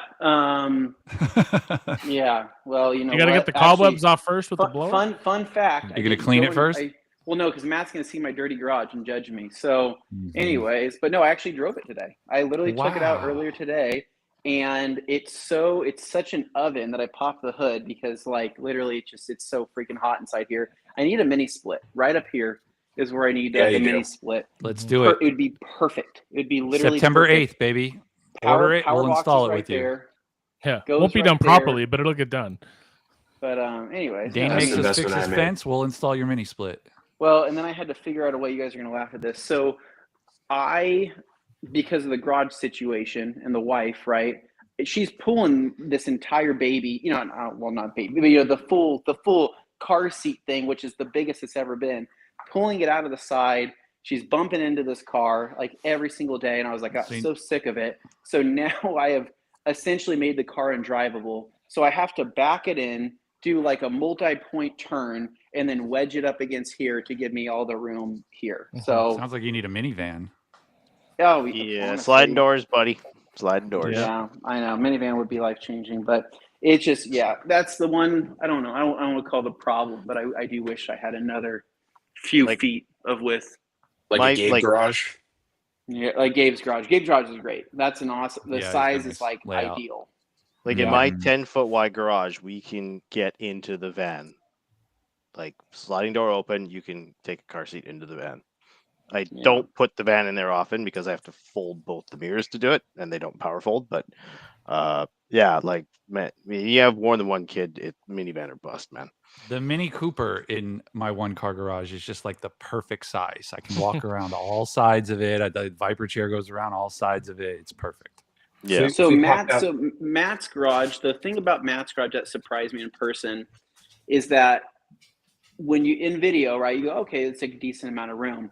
In person, the amount of length in front of the cars is like massive. I mean, it's like it's the most ideal amount of room. You could get pretty much any. You're not worried about hitting a front bumper or anything like that. I mean, his width is. I think Matt, you're probably what, 5 feet wider than mine, maybe 5 feet. I think it's pretty similar. Mine's 31, 32 wide. Yeah. So, but your length there, especially with the cabinets, it's like freakish. I mean, you go, okay, well, this is. I mean, it gives you all this. Basically, when it comes to a garage, you know, you're either you're compensating in length or width. I mean, like most things, and so basically. I don't know what is better. I don't know if it's better having a wider garage with, you know, something that's, you know, closer, or a longer garage with something that's more narrow. I don't know. But there's always a compromise, it seems like. Both. Just get both. I wouldn't do the minivan. I'd go the ID Buzz. I'd go the new bus from VW. Because that has I've seen a few of those on the road recently. Dewar and I got to check one out at MVP while we were there for TRCMA. There was like the tealish, like aqua color one. They're sick, but they're not tiny. Kind of cool. I just wish we'd go more than 340 kilometers on a charge. Yeah, the range and the price. Canadian. Yeah, they're expensive. They're like less than $400K on a full charge. For like I would love to get one and turn it into a mobile detailing rig. I just feel like there's potential. You go to one client and then you'd be able to recharge it. Be cool if it had like a solar roof or something. Yeah, I don't know. It just runs the AC. That's not enough power to do anything. The Prius, when it had a solar roof, all it did was run the AC compressor. Interesting. Oh, Bradley left. Right? Yeah, I was going to comment on his video, Bradley. I did the foam over the iron thing, just like Bradley today. Oh yeah. Yeah, I tried it out. I mean, I've done that before. But do you guys want to know what my test panels are from? Yeah, I've honestly been. No one seems to know what those are from, but Mustang. Guess what they're from. A minivan. No, just rips his van apart. I would just keep the van. I wouldn't take the panel. Minivan, not your minivan. I feel like it's like from a Celica. Nope. It's no. You told me shape. Yeah. I told Ryan already, so he's not allowed to answer. Yeah. Anthony doesn't watch your videos because you know you're in Canada, so he doesn't know what the panel It's just a different plug. It's a different plug. I don't know where people are from. I don't care, and I don't judge. It's just like it's just why aren't wherever you buying you're from from, TRC? I'm like, because there's no TRC.ca. That's why. and that's okay, right? But I don't know where everybody is. I see videos and I just assume maybe they're here, and then. But yeah, the Canada stuff that makes everything. It makes it really difficult. So. Doer, what's your guess? Oh, geez, I don't know. A canoe. You know, he's in Port Coquitlam. That's what they have there. No, we just have floods. Okay. They are tow hitch covers from Range Rovers. Because when you buy a hitch on a Range Rover, they supply a new one that is painted with a hole in it. Instead of having a piece that pops out, which would make a lot of sense, they put a whole new panel on, and they have the perfect little cutouts to make 2 sections. And I have one that has like 5. I have a few varieties of them, but they're all from like Land Rovers. They're all hitch covers. Mm-hmm. And then my one huge panel is actually a full spoiler off of LR. That one that I can like lean up. That's a full spoiler from a Velar. Okay. Yeah, so everyone's like wondered what they are. Panels from? Well, Land Rover. Yeah. I used to work Land for Rover them. hookups. Yeah, I used to work for them. So whenever we did a hitch, like customers never wanted them. They had no use for them afterwards. Because undoing an installation like that on a Land Rover is not possible, essentially. And so I just got to take like 5 or 6 of them home. Sweet. Yeah. And then the spoiler, I think we broke it, so we had to take it. And so I just like waited for 5 months, and I was like, "This is mine now." Yeah. We got Jose wants to know if Matt sold the Evo yet. He rewatched Too Fast, Too Furious, and now he wants one. We just finished the turbo, and I sent it to get tuned, and it's down getting at somebody like leaned on it in the entryway, and so I got the dent taken out, and so I'll have it next week. And then I got That's a hell of a lean. It was just a real minor crease. I don't know where it came from. You had to like catch it from the right angle, but I mean the car's pretty perfect, so I sent it down to my guy to get done. He has it now. I don't think it's running quite right. We tuned it. It was 106 degrees in the in the shop, so I think I need to take it back up there and something funky with the fuel pump. But we did the FP green, Anthony. We got that done. Chris did all the turbo stuff, and so it dynoed at 330. It should be it's super low. It's it so should low. be 370, 380, something like that. So you should be at 385. I mean, your torque should probably be you keep your torque down low on the 6-speed, so you'd probably keep your torque somewhere around like 330, 340. But like you could probably not working right. You could easily get 400. Well, Chris messaged me and he told me that he said there's something going on with the fueling. And they're not sure if it's the fuel pump or if it is a fuel line or something's clogged up. And so they need to figure that part out. But because when he told me 330, I'm like, mine's making 330 on stock. I mean, just bolt-ons, right? I mean, just not even a conservative tune. Yours should be making significantly more than that with a bigger turbo. Or it's actually the same, slightly different turbo setup. And so... but I don't know. Are you going to at least drive it before you sell it once? Yeah. I got the suspension done. Got it all dialed. I ended up keeping the stock OZs on because the weds didn't look right. And, BBS, yeah. Get it right. Yeah, BBS. and I'm going to sell it, and so I'm going to ask some ridiculous number and watch the internet explode and watch them get all mad at me, and I'm just going to do it anyway. Just don't give it away in a live stream. So. Yeah. That car would actually do that car if it was done up with the wheels and everything was done really nice. I think it'd do okay on the giveaway. I think it certainly would. But the problem is the car's done, and so it's kind of hard to do a giveaway when the car's done. You got to like build it. At least the way I do it, I have to build it, and I'm done. I'm done with giveaways. I'm done with that. No comments, no giveaways. What do you got left? He'll be back. He'll be back. Everybody says they're done with giveaways. They come back. They do. Did you start the GT4 yet? I deconned it, but that was it. It's still sitting there. I'm like deep into my drawers, getting them tools organized. I've got like 50% of it done. I mean, it's hundreds of hours to get the drawers dialed. That's wild. Like looking at the amount that you have to do, and like just that's like the one part of the video I'd be like, I'm not gonna watch. Like I can't. I have It stressed me out. drawer tool gridded, and that's all I can. That's his favorite thing, though. I mean, you have to understand, like what you're seeing there, the hours of him uploading, of him just organizing tools.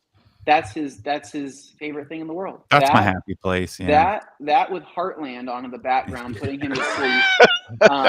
I started it over. I'm on season 5. I started over. Wow. While you can hear it better. You got a sound bar now. Like, you're set. Yeah, man. so you can hear the horses neighing and like 4K. The clippity clops. Yeah. Well, I started season 1 when I started organizing drawers. I'm on halfway through season 5. And I'm only watching it when I'm, organizing the drawers. That gives you an idea of how many hours I'm into it. Wow. So whatever that is, that's you put Russo drawers in, right? Yeah. We use those at every store I've worked at. And yeah, they're bomb proof, but they're such overkill for a home garage. Like each drawer can hold like 400 pounds. We would stack like brake rotors in them, and they wouldn't even sweat. Yep. Yeah, look, Matt's happy about it. He's like, keep saying it. Keep talking Matt about loves that. Matt's like, shows the inflection. How much weight can we put in this thing? I mean, it's ridiculous. They're all made to order too. They have nothing painted ready. Like they don't paint it until you order them. I'm like, why don't you keep like black or something? So I had to wait 6 months for drawers. All the good cabinets are Canadian, I guess. Where's Sonic from? Are they Canadian as well? No, they're in Netherlands, and then they're made in Taiwan. Interesting.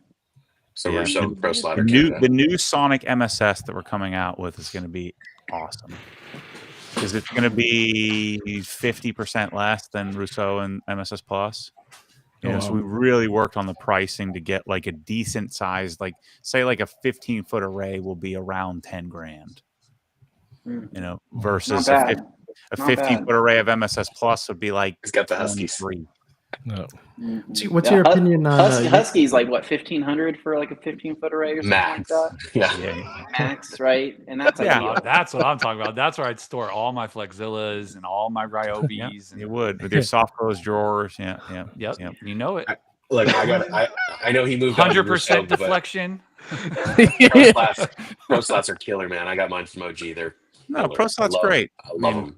The problem with Pro Slat is that same array is like 20 grand. So if I'm going to spend 20, it kind of, you're kind of at the limit of thinking about MSS Plus. But yeah, Pro Slats are fine. They're great, but they're not Rousseau. And I had to do it again. But that's what I do. That's the whole business. It would give me a hard time about ripping the cabinets out. Well, what else am I going to do? It's content. Yeah. I've been getting into this. I got this brand that I've been getting into, US General. They're really nice. Yeah. You're so worldly, Steve. That's the DJ special. Yeah. Oh my God. I got 2 of those US General carts. Like this right behind you. I literally just run all my coding stuff. I have one for pads. Nothing heavy is what he's saying. Towels, and I literally just run them around the car with me. Yeah. But why would Harbor Freight model the worst toolbox, which is Snap-on? They're copying the worst toolbox. Drives me crazy. People want it to look like Snap-on, and then they just copy a Rousseau, copy a Lista. Don't copy a Snap-on. But they're right. That's the brand we're going to start. They want to switch the badge and be like, look, I got a FAP off. FAP off. That's right. That's what every guy in the shop calls it. I'm gonna hop off, guys. I gotta go coat this car. I'm gonna go get it done tonight. All right, buddy. Thanks, DJ. Thank you for stopping by, I'm man. also going to hop off. I'm getting pretty hungry, as you can probably imagine, as usual. So I'm gonna go get some snacks. Maybe some like beef sticks. Maybe I don't know. Maybe some candy. I don't know. I don't know Well yet. balanced. Whatever gets you to 6'1". As long as there's no carb. I'm gonna chase it with some fish oils, right, to balance it out, right? So it's basically like an omega, like an omega-3 jerky, candy mix. And so you got any of those delicious? What were those delicious candies I was housing when I was there last time? Those are the Canadian candies. The Swedish berries. Dewar's bringing me some in a week. I'll Anthony, Those just are- make sure your toilet's flushing before you have to pass all that. Okay. Dude, this is smooth run. Those toilets are those things They're are like a well Honda. oiled I mean, machines. they're a Honda. They'll never let me down. You know what I mean? Those things will flush with no water in them. I mean, Yeah. so and that's what's most important to me when it comes to a toilet. So, A anyways, dry okay, I'll flush. see you guys later, dude. It's been fun. Yeah. Thanks for Anthony. coming by, Appreciate dude. it. Start training, Anthony. Yeah, Matt, I'll have to send you some of those gummies.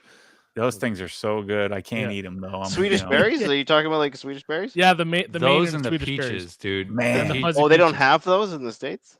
I think they have they have Swedish fish, but not the Swedish berries. Oh, I know. Blueberries I are next level. I ate a whole bag of them. Oh yeah, I bring watched this man eat the entire bag, right? And I was like, I didn't even have any of those. And then like when I got home, I cracked open my bag, and I had like a couple handfuls, and I was like, my stomach hurts, dude. Like, how did he eat this whole thing? Oh, did you get the Haribo sugar-free ones? You guys remember that? No, that'll send me somewhere else.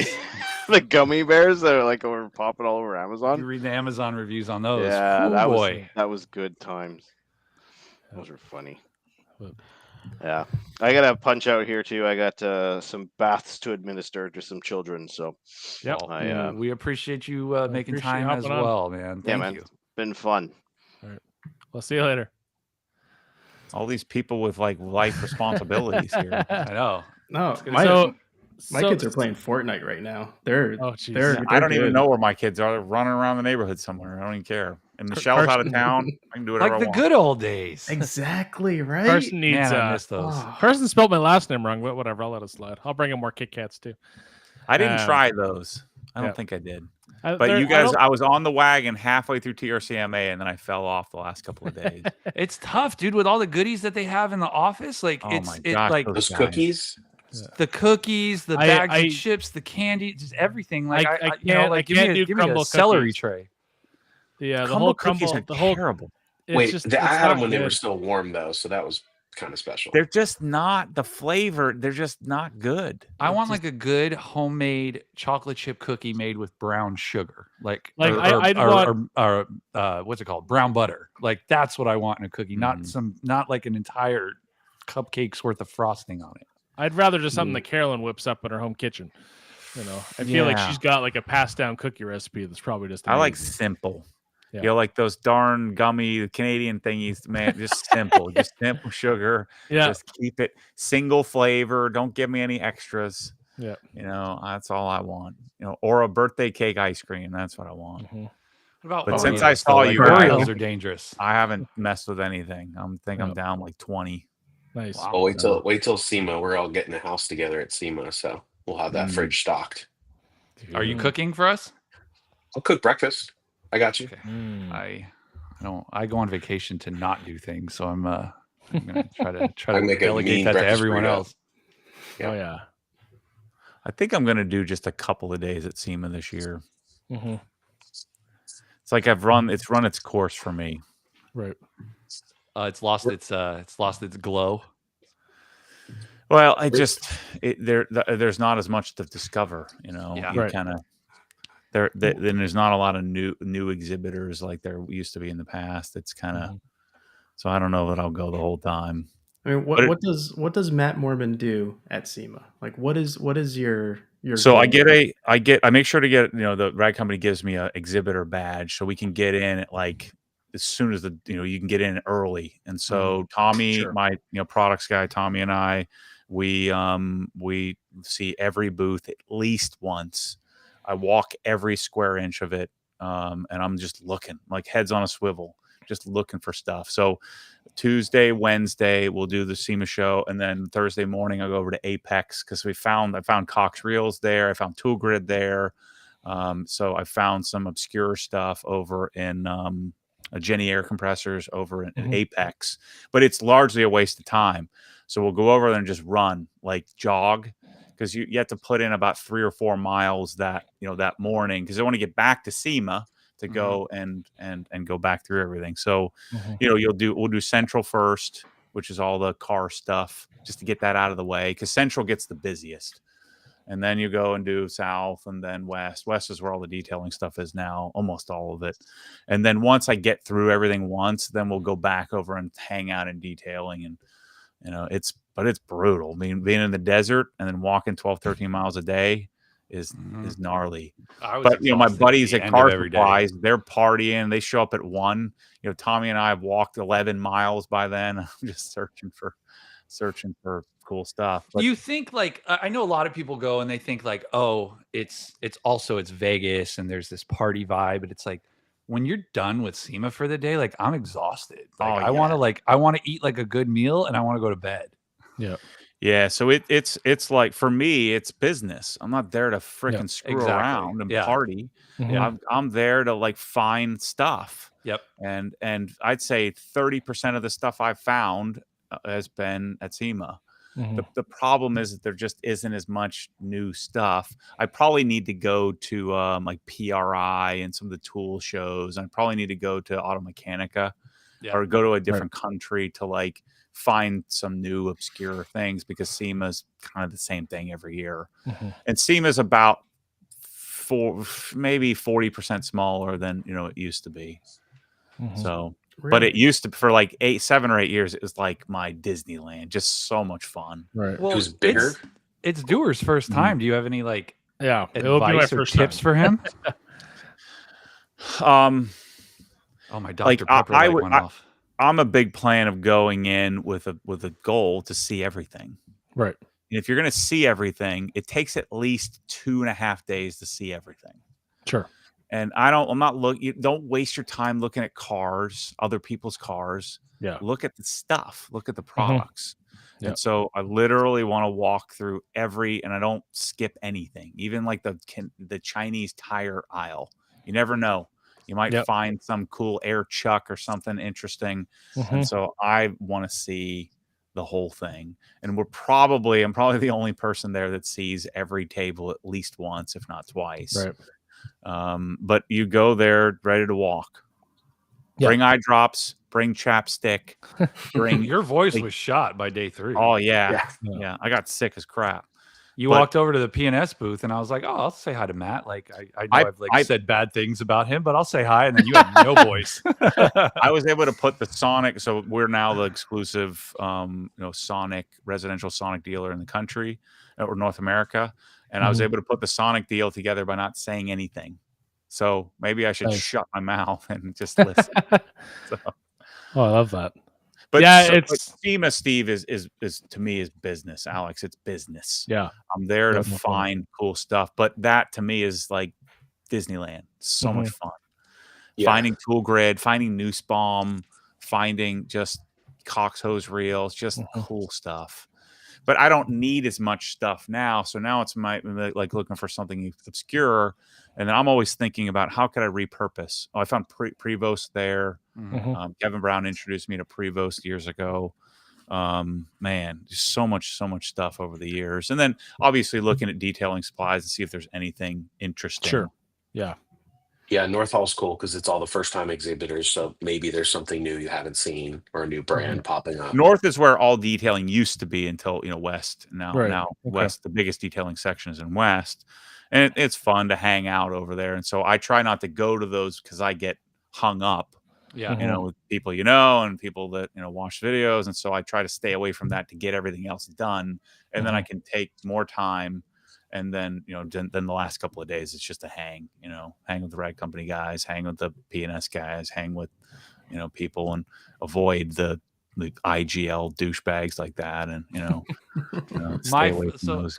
Last year was my first time. And I think I spent most of the time just excited to finally like meet people that I had interviewed or, had chatted with for years at that point, finally meet them in person. So I think my first year was about like the people, but this year I think I'm looking forward to more products because it is a little kind of regret easier. that. It's easier too, Joey, if you have a focus. Like, hey, I'm here with detailing stuff. Yep. I'm looking for the whole house, the whole garage, the whole thing. And so sometimes in like paint booths, like I'm always thinking about, what could I do with that? Yeah. Or just looking at weird stuff in different sections. The only section that's kind of useless again is the Chinese tire section, and then the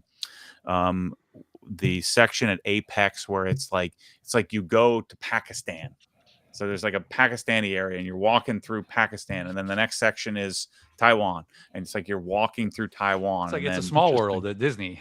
Yeah, and no one there speaks English. I don't know why they're there because no one talks to anybody. They don't even look at you. You're just sitting there. Jeez.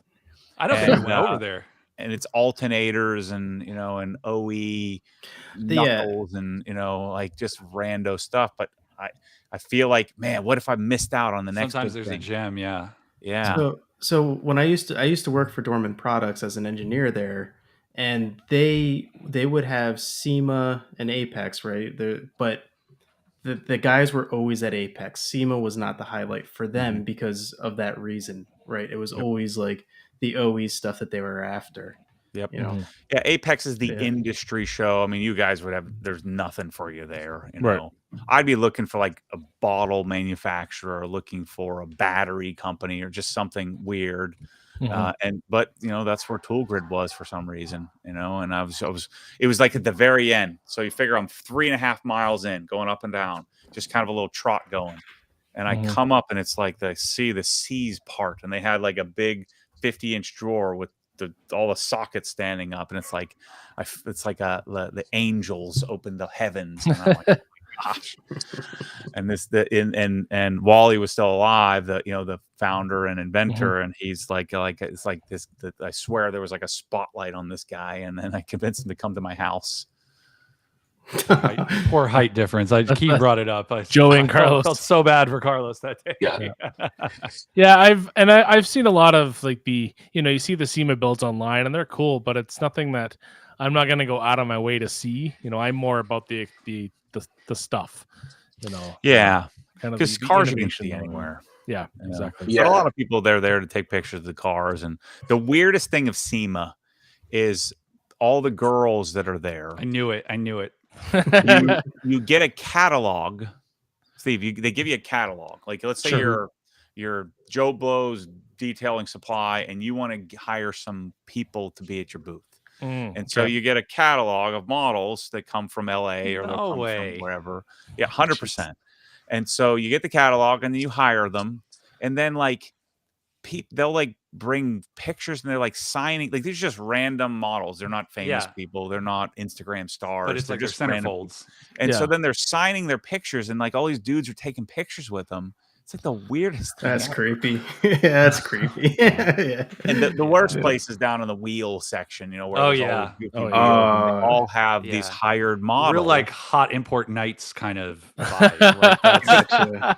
Wheels you've never, I don't understand how these wheel companies have these giant $150,000 booths, but I've never even heard of any of these companies. Yeah. And there's hundreds of them, and their wheels are terrible, and they have all these models. The reason I know this because Rob from MTM, he would always show me the freaking catalog. Catalog. Catalog. What do you think? I've always wondered. I'm just like, is there like an open casting call? But the catalog just makes sense now. Yeah. Yeah, it's headshots, and then you say, I like to hire this person, and so it's agencies that. Yeah, so it's they not fit the like vibe. Yeah, but if you need some models and you don't have somebody to represent, you can hire them. To come and work the booth, and they work certain hours. TRC got the short stick because they got me and Dewar. That's funny. Yeah, I made the conscious choice last year, Dewar, to not like make content and just be present and like experience it. And I have my phone for some shorts and stuff, but you're the first one I would say, don't bother dragging the big old cam with you, and just like enjoy it, like talk to people, see the booth, touch and feel stuff. And I had a great time because honestly, Matt makes a video, TRC makes a video, Keith, Josh. So I just can watch their videos, right? Like, I didn't want to flood it with my own crap. That's how I felt. I was like, if there's something I missed, someone picked it up on camera, and I can watch it later. I think I'm gonna take my camera. I've never taken my camera team, so I might try to make a different video, this year. And do it more themed or something specific. I've been watching a lot of sports card trading, the Nationals going on right now. I don't know why I've got sucked into Michael Jordan's and Tom Brady's, and I'm trying not to buy any of them because it'd be stupid. Because I'm the idiot who buys them from all these guys at peak price and then sells it, buys high and sells low. It's a good strategy. But they'll do a theme where they'll like, have a specific card they're looking for, and they'll make a video on that specifically. So I may try to do something a little different. It's hard to do that when you're carrying the camera. Yeah. And it's uncomfortable when you have somebody following you around with the camera when everybody's looking at you. But I think I'm just going to suck it up and do it this year and bring my crew, so that way I can just be. And then I'll have a reason to like, okay, I'm looking for a, I don't know, hydraulic pump, or I don't know, something. I'll figure out some theme. What am I looking for this year?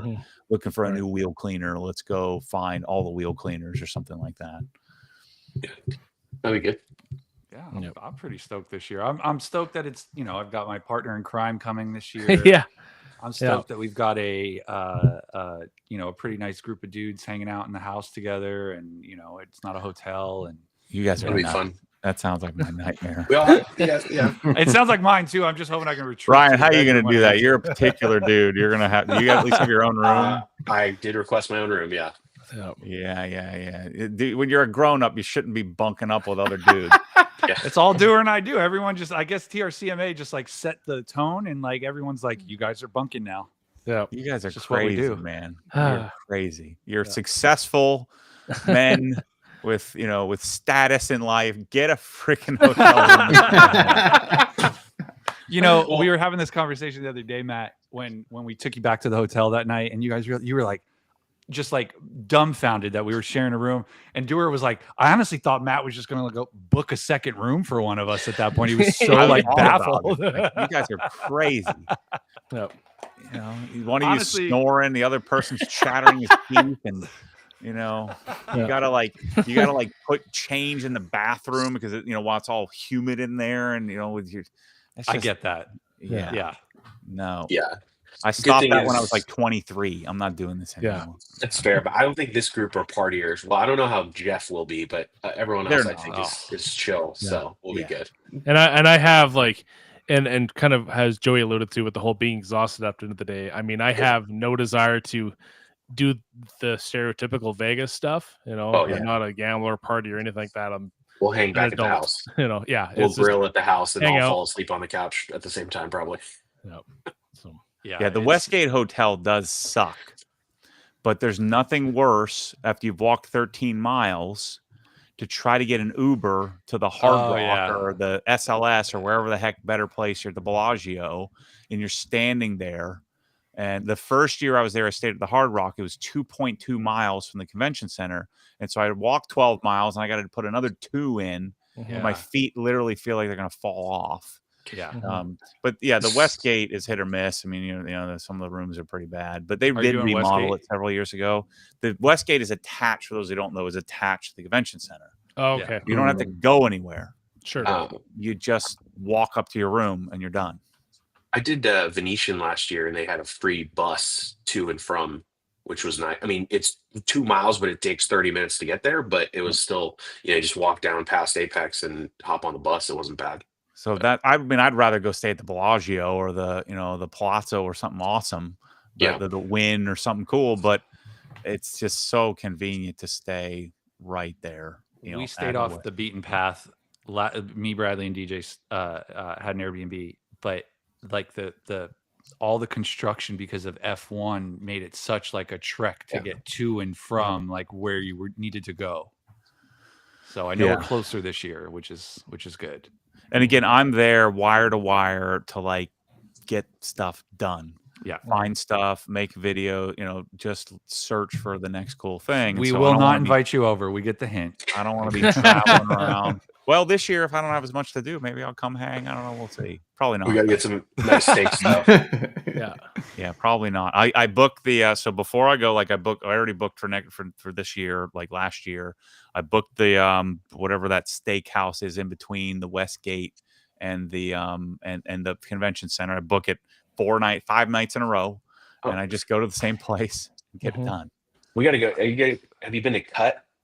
Wolfgang Puck's place, and it's in the. I think it's like between the Palazzo, and it's right there, but it's good. They like bring like all the meat table side, and it's cut, and so you can see the marbling. I haven't gone anywhere, but it's called Edge Steakhouse. It's pretty good, and I get a decent steak. I and go wherever there. the ADS card is accepted. That's where I go. If it's Taco Bell, it's Taco Bell. I'll buy everyone Taco Bell. Yeah. Jeez. You're speaking another language, man. I went to Vegas once and never going back. This kind of... It's grosses me. The whole place grosses me out. The airport's gross. You feel dirty. Like the smoking smell like inside smoke. is gross. Yeah. Yeah. And that's part of the thing is like, so we went there on vacation, right? It wasn't for, an event. I think going for an event is different. Yeah. But when we went there on vacation, it was just like walking through casino after casino after casino, like constantly, because we were doing it to avoid the sun because it was so hot. Yeah. But it's a lot of walking. I could see that. It was one of those places that, like, I mean, first of all, like I felt like shit, right? Because Brad had COVID and I was bunking with Brad and didn't know. So I felt like really bad when I got home, and I like unloaded I opened my luggage and immediately threw it in the washer because I was like, it smells like smoke. Like all of my clothes now smell like smoke. Yep. Yeah, that was another thing. Yeah, you just got to get it off. Yeah, for sure.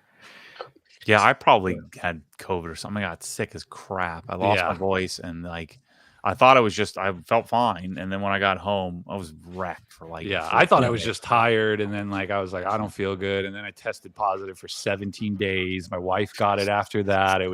She was like, I fucking hate Bradley. Well, we had made it like 4.5 years. Like we never had COVID, and so like we definitely blamed it on Bradley at that point. Oh, there you go. That happened at MTE last year. Yeah, I heard that everybody got sick. Yeah, everybody got sick. I'm just coming down from COVID from that Buff and Shine show I went to in Fargo. These detail shows, man. Yeah, these unhealthy people showing up. Rough. Con crud. That's what they call it, right? Con crud. Brad or Matt, have you done MTE? Yeah, for many, many years. I mean, it's 45 minutes for me. I haven't gone in several years. There's nothing there for me. It's half dent stuff.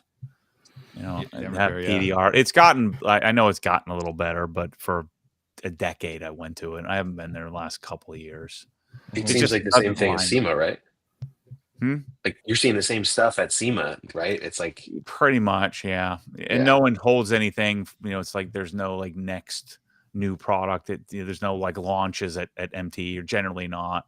And it's just like I feel like if anything, it's like a more like fine tuned of whatever they showed at SEMA like before launch. Yeah, and because they're all hungover from SEMA, they're just lazy and right. Holidays have passed. They don't send their top people, and it's always just a kind of an afterthought. And so I went to it for years just because it was here, and then I haven't been to it in a while. Keith's such a liar. He's a liar. He's just a pot stirrer, Keith. That's what he's doing.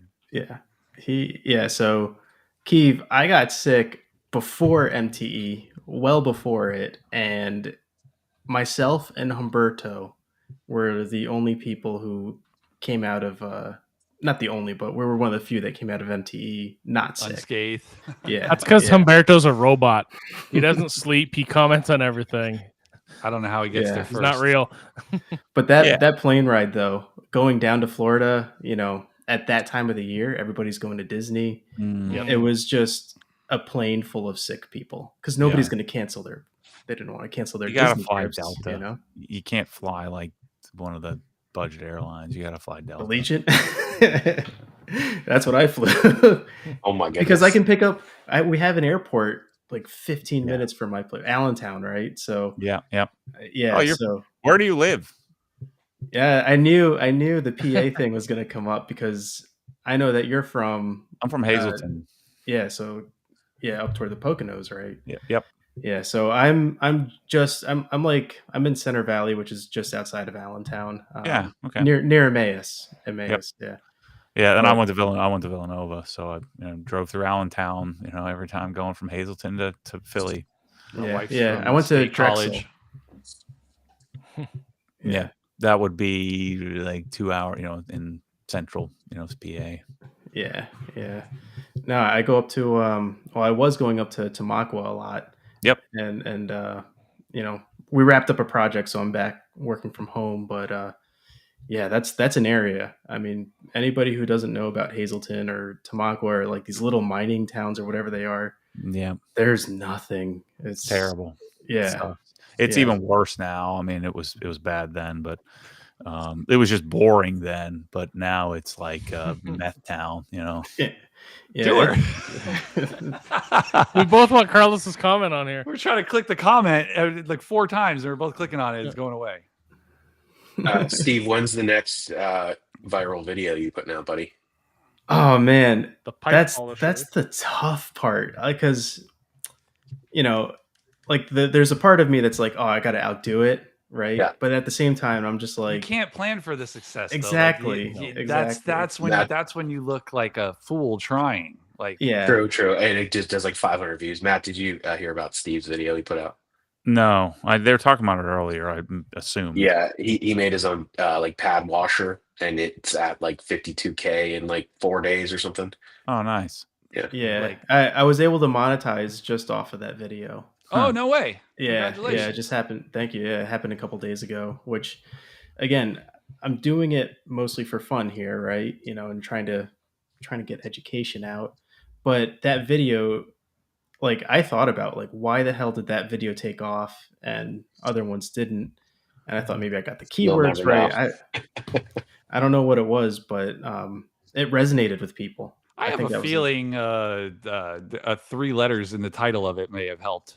I'm not giving that. I'm not giving. Nobody owns those 3. Nobody owns those 3. You know what? Actually, just today, I saw a video with those 3 letters first.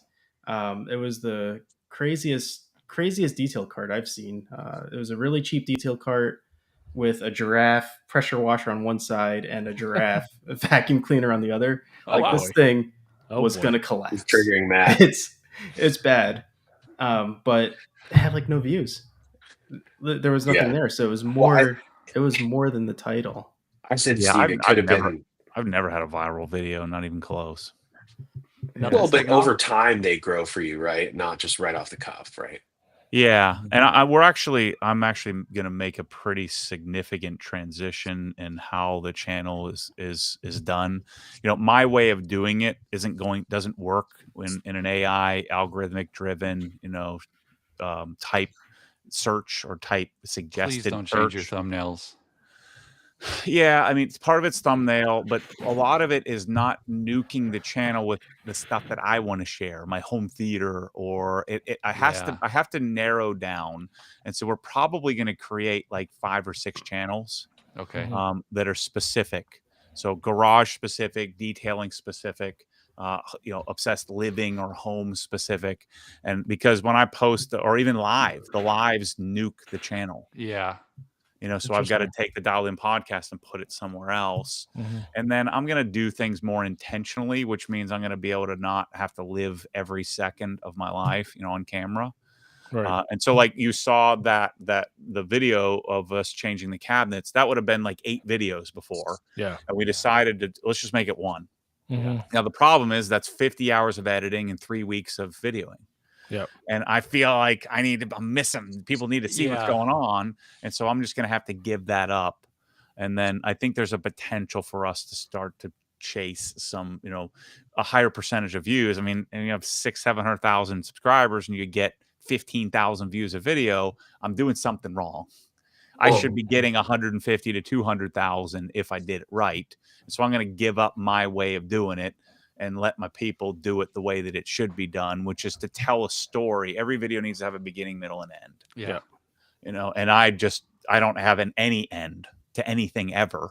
And so if I can start to tell the story a little better, it'll be more entertaining. Plus, I've also learned people can't keep up. I'm doing too much. Can't you though?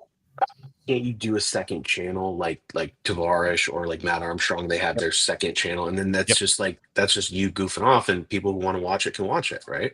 Yeah, so that'll be the whatever Matt Mormon or OG Extra channel, or it'll be whatever I want to do on that, and I don't give a crap about views or any of that.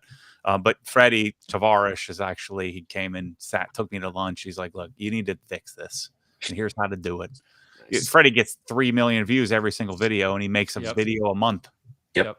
And I make a video every day, and I don't want to sell out, but I also don't want to make 8 videos, 10 videos a week for the rest of my life.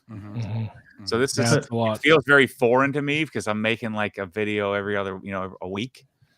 I feel like I'm freaking wasting my life here, but I feel like the storied videos though also kind of fit in with like the whole organization thing. Like you now have these entire stories that are organized in a single video where you can say like, here's the remodel of this. Right. Here's the garage build. Instead of let me send you 10 links. Right. So I think of the Obsessed Garage channel becomes the car detailing, storytelling, vlog style storytelling video channel. We're going to create a garage specific video, which is just cinematic. Right. All these masterpiece garages we do. We'll interview, our customers, and I don't even need to be in a lot of those videos. We're going to make a, how-to channel and detailing how-to on tools and garage. And then the live will go on a separate live channel, which is going to have no one watching it. But the people that matter, those 5,000 or 10,000 people that watch it, will drive them to that. Yeah. And then we'll make the Matt Mormon channel, the old school Matt Mormon channel, will become just the vlog of whatever the heck I feel like talking about. And so that hardcore, say 25,000 people audience we can drive them there pretty easily, and then unlock the OG channel and have it possibly work. So we're going to figure out if we can make that happen. We need a Matt the Cooking Guy channel. Ooh. You in front of your Evo? Like, well, that'll be perfect because it's not how to do it, it's how Matt cooks the steak. Exactly. And here's the result. Maybe we'll get an invite to recreate My friend Kyle Connor has done this called Out of Spec. Have you ever seen him? He does all the Tesla. Yeah. So he has like 8 channels. Oh. And he doesn't have big subscriber bases, but he gets 2 or 3 times the amount of engagement of his subscriber base than I do.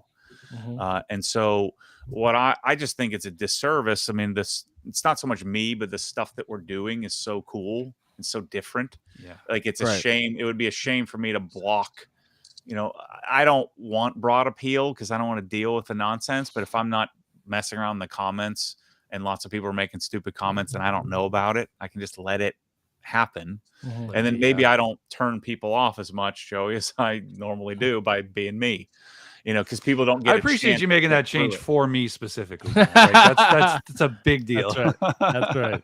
But it's weird. It feels weird. I've been doing the same thing for a decade. Yeah, and it's worked. And it's worked really freaking well. Not on a YouTube view, Steve, and the virality of it, because I've never contrived anything. And so this delicate balance of not faking it, not contriving it, not going corporate, but kind of appeasing the algorithm is so counter to my entire ethos in life. And so it feels a little bit odd, but I think that videos like the cabinet video, if we make 5, 6 of those a month, would be better than me making 6 videos a week of me doing whatever I want to do. And then I don't have to have the pressure of having the camera on 24/7. And I can actually go in my garage and wash a car. Yeah, it's and nice not when have you don't to have film it every single time. Yeah, those are my favorite times to do it. Yeah. Where I can turn the TV on and or like I'm organizing the drawers. I'm not filming it. Yep. I'm just doing it. You're just there. And then I can tell the story. We'll grab some B-roll of me, organize it, and I can tell that same story just as authentically in a better, more digestible way, which, I probably should have done this 10 years ago, but it's not my style. Hindsight's 20/20. But who knows? If I had done that 10 years ago, maybe I wouldn't have a freaking $30 million business. Who knows? And so I can't fault the past. I mean, this is the way it should have been done. And I had no intention of building a business. It just kind of happened. Yep. And so now do it intentionally. I mean, it's good, but yeah, like you're saying, the old school stuff though is like you said, it was like you were on a stool with you in your garage though. So like there is that base audience, like myself included. I'll put it on in the background and be typing on my computer, and it's like, oh yeah, I'm in Matt's garage with him, and he's just shooting the breeze. I'm going to do organizes that same thing, tools. Ryan, but we'll make it better. Yeah. There will be a purpose. Like if I'm doing the full RS project, and I would normally make 20 videos of every seat, every crack and crevice. Instead, we'll make a detailing video.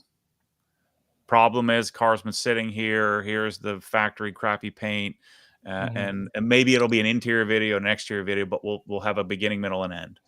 Instead of the way that I've done it, which only us guys like us would actually care to watch, and there's only 20,000 of us, 50,000 of us. Yeah. Whereas if I could do that and not lose us by still telling the story. Oh snap! They added me. Carlos, let me take this off. Serrano. I'll let you get situated, Carlos. I didn't mean to scare you like that. Oh snap! They added me. He's got the colors and everything, man. He's ready ready, to go. man. Yeah. Yeah. But that's the trick, Ryan. You don't want to lose what, like in your case, you don't want to change just to change. You want to figure out how to adapt and keep everybody, and then bring in a broader audience. Yeah, that's trying to figure it out is the hardest part, especially And not sell out, and not corporate, not bull crap, not goofy thumbnails and clickbait titles, but to figure out a way to stay authentic, but maybe be a bit more appropriate than the way that I've been. And I can't throw a Wolf Grill video into the OG channel because it just nukes the whole thing. Yeah. It nukes the chance for anybody to see the garage, because then you're never suggested it, because the algorithm doesn't know what to do. Sure. Yeah, I've noticed that with others. I'm a big fan of he hasn't made a lot of content lately, but the Hawaiian detailing dude. And like he's great. I love his channel, but then he'll come out with like how to make smoked salts for your grill. Or he does like automated lawn mowers. Yep. Like AI mowers, and the videos get like 400 views. I'm like, dude, unfortunately, you have to create another channel in the current environment. It worked in the past, because in the past, all that mattered was daily videos. Get daily videos. Back in the Casey Neistat days, make a video every single day. As long as you stuck to that formula, the algorithm would push you. That's God, good the advice. amount of hours I spent watching Casey back in the day, daily. Well, I remain consistent, and I do. Pan told me just to remain consistent, and that's a big piece of advice I took from him. And so, I found my day where my audience watches. So I upload Sundays at 6 a.m. Pacific, and so that's the only day. If there's a hot drop or something, I'll drop a random day of the week. But I've remained consistent, and I've seen like steady growth. So that's what I found. But that's all I know that to work well, but everything else is a gamble. Like how you got 50,000 views, Steve, couldn't tell you, Yeah.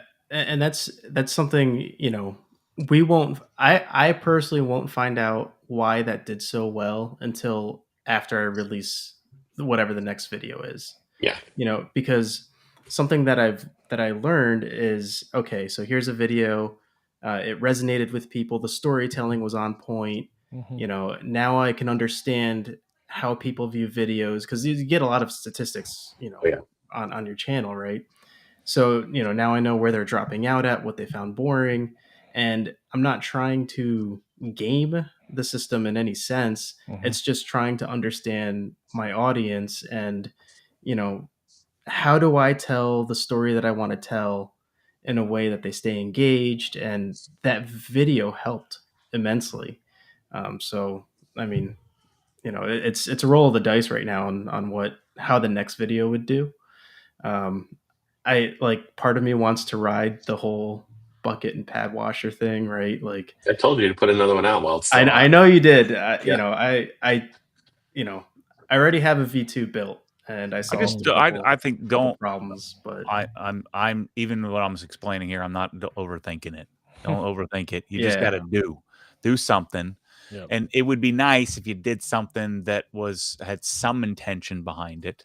My intention was always, I'm going to be purely authentic. I'm going to be purely me. I'm going to turn off the Joeys of the world. I don't give a crap about them. Eventually they'll figure out that they're the ones that are wrong and not me. And I'm just going to keep being purely authentic and just keep ramming that down people's throats. Yeah. And then, at some point you'll adapt a little bit and adjust, but I would always err on the side of put something up rather than nothing. Sure. Yeah. Because if you sit there overthinking it, you'll end up, paralyzing yourself from ever getting anything done. There's also something to be said about finding your niche, right? Like Keith and Josh are, to me, they're the pressure washer guys, right? Like, you know what I mean? Like, all those videos kill it and they do really well. And like, for me, I'm small, but like, okay, doing product reviews, people seem to enjoy that. And so, like, not saying you had one video, so maybe now you're the DIY pad washer guy, but like, that did well. So maybe dip your toe into that and making detailing stuff cooler. Maybe that's your thing. If you want to succeed in content creation, then the more niche you are, the better chance you have to make it in the current algorithm. So if I want to continue to stay broad-based, I have to create like 15 channels, Wow. or just choose not to share some stuff if you want it to work, because it doesn't work in the current environment when you make a bunch of random stuff. I've run into this with my ambassadorship with the rag company, because when I applied with my personal account, because that was my account. That's where I was sharing stuff from. But I was like, okay, I know, like, I now have a new audience and I need to not necessarily like cater to them, but like they may see some stuff that is personal. Like, I've got pictures of, my pets and my wife on, like, but I was like, I don't want, I gained all the followers on this account. I'm just going to continue using this account. And that used to work really well. It used to work great, because then they could personalize you. Yep. But now it nukes when you post a picture of your baby. And your audience doesn't get either photo. They don't get the baby, or they don't get the detailing. They don't get either one. I think I get more likes on the pets than I do the detailing. Yeah. It sucks, but you've got to adapt or die, Speaking of pets, when I've been trying to. I don't know how many of you guys have watched, but I try to sneak an animal like in. Oh, I appreciate it. Yeah. Well, when Keith picks up a kitten, I'm like, that. I'm glad I stayed till the end. Oh man, I should. We're fostering another kitten, Joey. Right? Yeah. This is a different one from the last one, so it's even smaller. I might. Does your dog still use the blanket? Oh my gosh! So all right, so do you guys know the big? Was it TRC had the massive microfiber sheet? They have the Eagle blanket. The blanket, yeah. Yeah. So Ryan was really nice and sent me one. My dog claimed it. Oh yeah, that's not a human blanket at all. No, it's bigger than you, Joey. I know.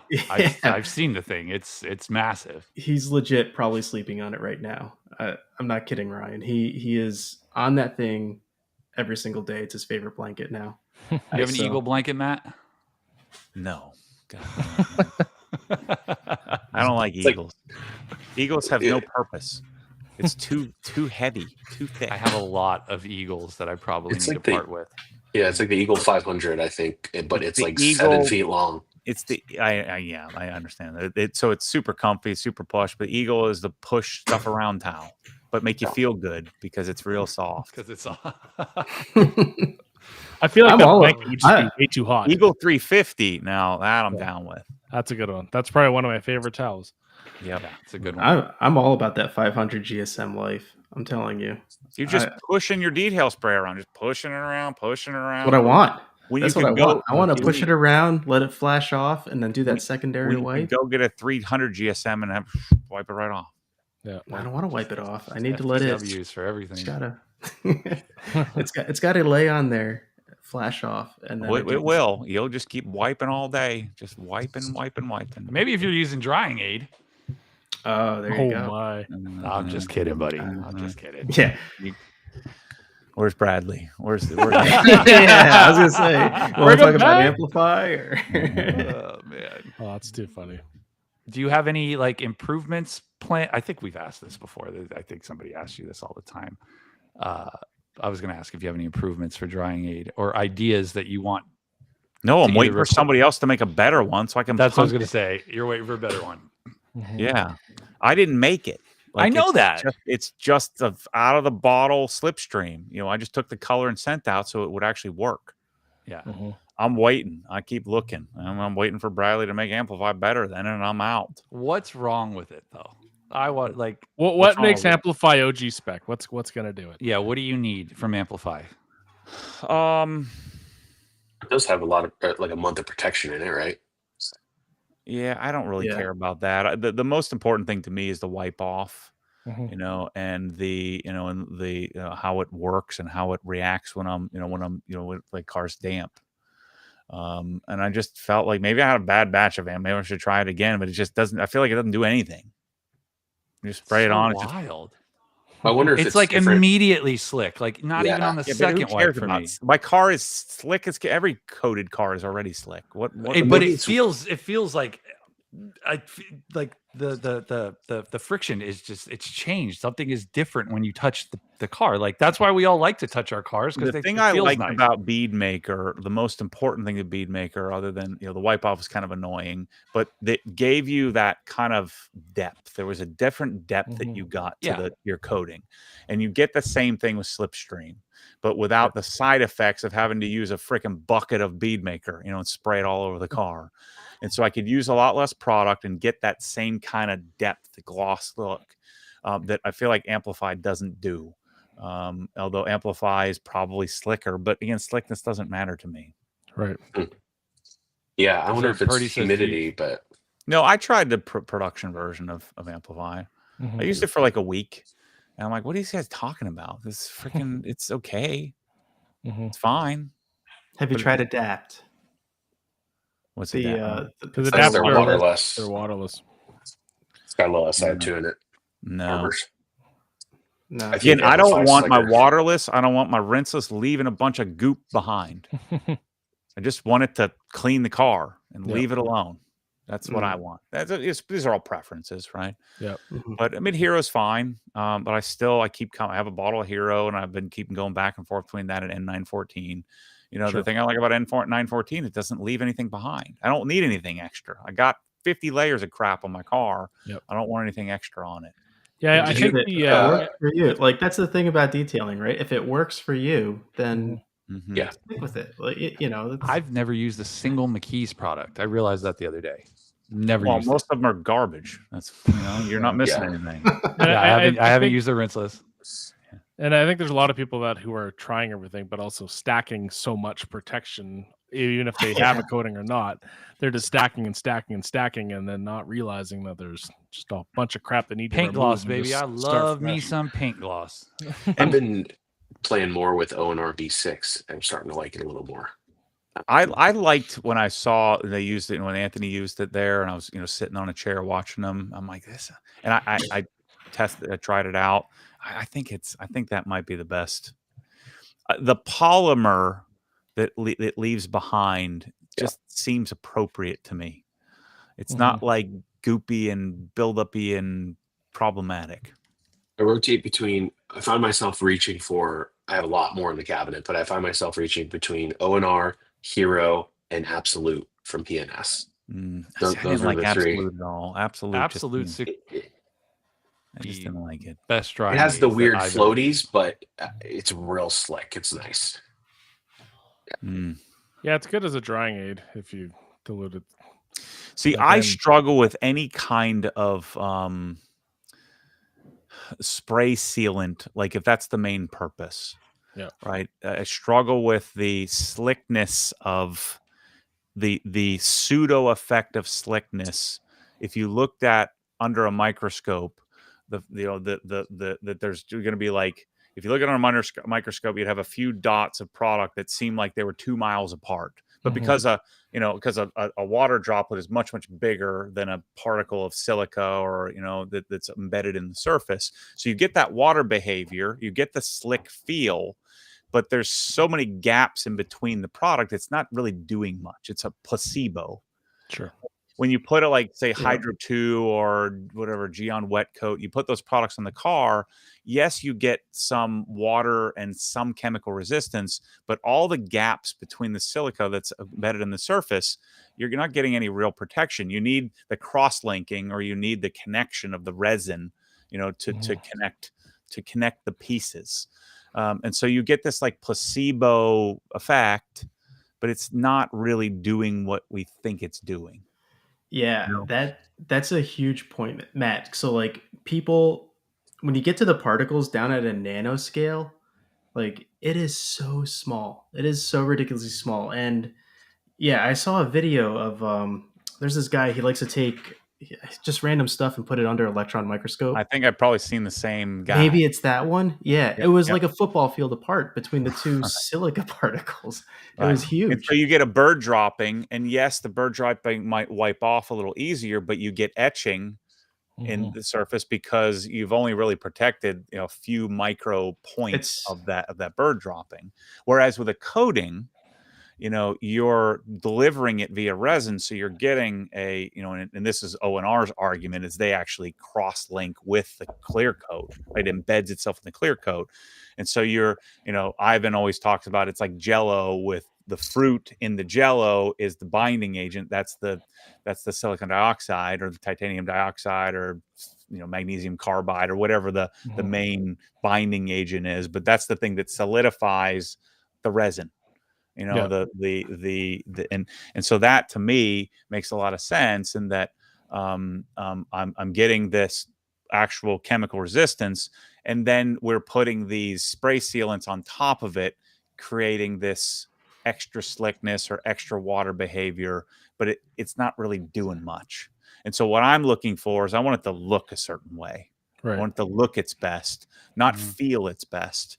Because the feel its best is already taken care of by my coating that's actually doing the work. That's at least that's my take on it. And I might be making this crap up, but I don't have a microscope that I can look at this under. I'm just using common sense. I think give it a warmer glow. I have noticed that it's because my car's white metallic. I notice a difference with the product. Find me a better one, and I'm out. I'll get on it. I think I make 65% margin on P&S, and I make 55% margin on my own freaking product. Just switch to paint gloss. And I got to do all the work. I don't want to do the work, and so I'd rather just sell somebody else's stuff. Just make it freaking better. Yep. But no, it makes sense when because kind of when you look at it with the coating, you're getting 100% application coverage versus people that are going fully unprotected and only drying it and expecting the same results as a coating. It's splotchy, if you will, on a microscopic level. Yeah, so a drying aid or a sealant, the benefit that I see there isn't so much your chemical resistance, but if you can get the water to bead up, so I like water beads, right? And my main reason is we get, again, a lot of pollen, a lot of dust, whatever it is, and when you have a good rain, it all washes right off. Yeah, it certainly can't hurt you know what I mean? It's not hurting you. Yeah. But to do forget the traditional coating and just put on all this stuff that causes water beading, just like Geon wet coat, and just put it on and thinking you're doing a good job here. And it looks great. Yep. But we all know it's not doing squat to protect your car, which is kind of the point of the coating, right? Yeah, Or doing very, very little. Yeah, and that's where that difference lies, right? Because with the coating, you're like what Alex was saying, you're getting closer to that 100% coverage, No. But I love watching all these videos. Guys, look at how great the water beading is on a coating. I'm like, I've yet to see a modern coating that doesn't bead water great. I mean, that's the simplest thing in the world. I like the spray stuff, obviously, for wheels, and because I'm doing that every week, true. and just like a honeycomb grill. I'm not going to sit and coat the thing. I'm going to spray it every week. You're not going to take the foam swab in there. No. I mean, I did it to the Mini Cooper. I coated it and restored all the but I took the grill out. I'm not going to sit on the ground and try You'd to be do better this off with a just buying swab. a new grill every 2 years or something. You know? Yeah, exactly. You're gonna spend what $60 on a bottle of coating. You spend the $250 and get a new grill every 2.5 years. You know, exactly. Change Code it up a little bit too. JB10 at ECS Tuning. Exactly, probably works.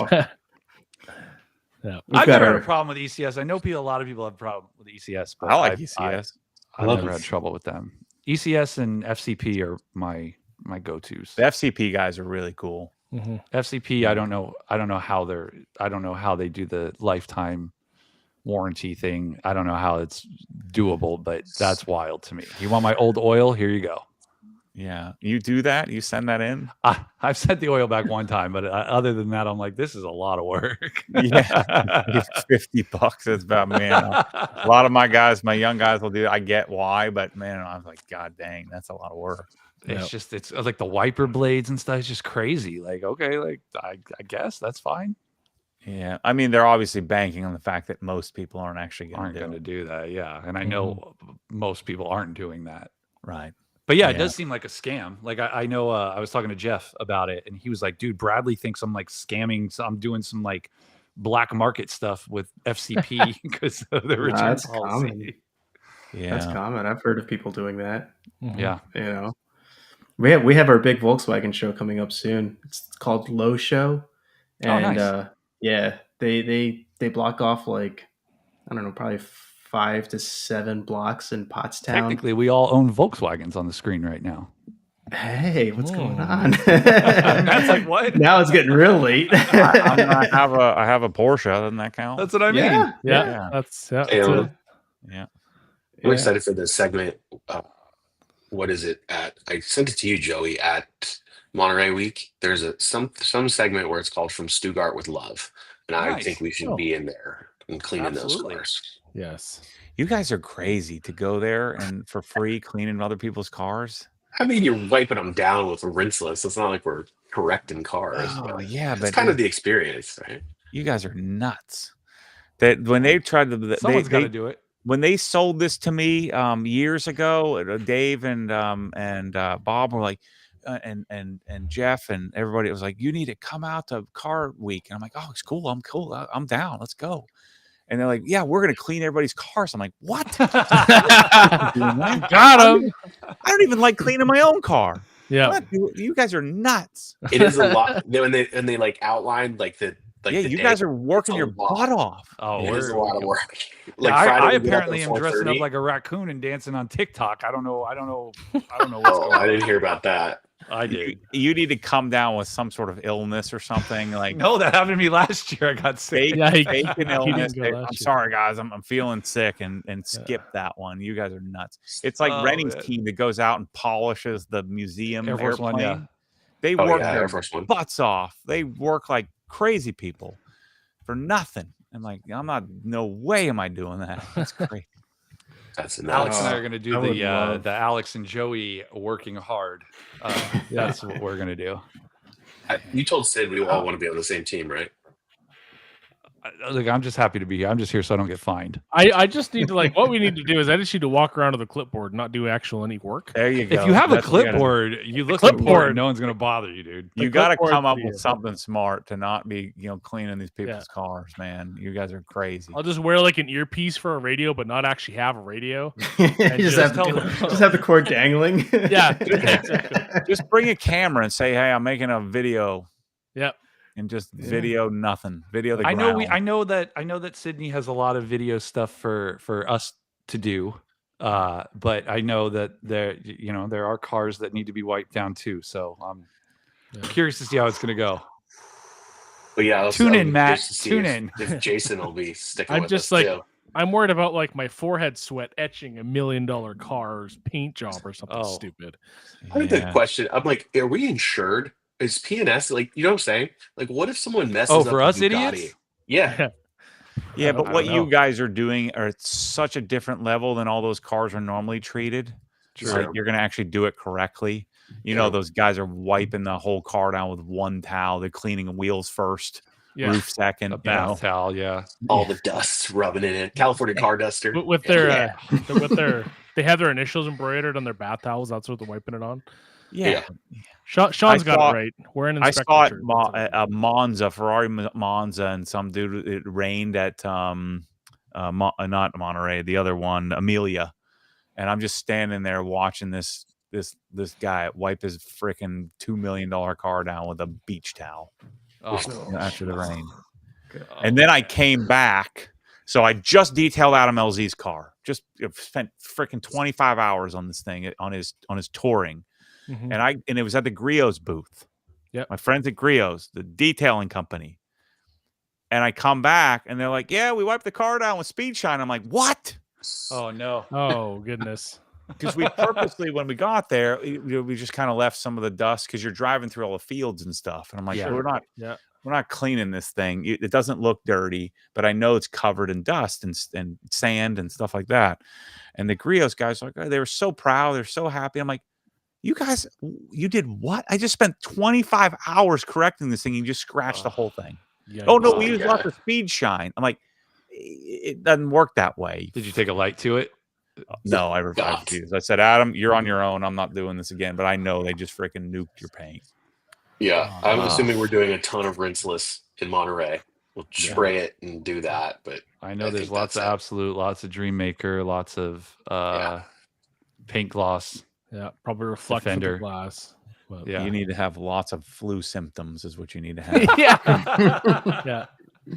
So what you need to do is have the flu that day, but then you can still go to the Quail at night. You say, "I'm feeling better now. I feel great now. I'm auction ready, baby. I'm auction ready." Yeah. I'm looking forward to it. I think they almost got me on that. I'm like, "Yeah, this is great. I'm coming." They're like, "Yeah, we're gonna be washing everybody's car." I'm like, "I'm not coming." We're gonna make it look so fun this year that you'll come next year. Nope. No chance. Matt's gonna go in as a buyer. Because it's all tele. What do they use? Telephones, I guess. I'll be on a telephone buyer. You'll be a telephone buyer. Or it'll be one of your cars that we're wiping down. Oh yeah. Matt's auction username will be like Matt and Joey are nuts.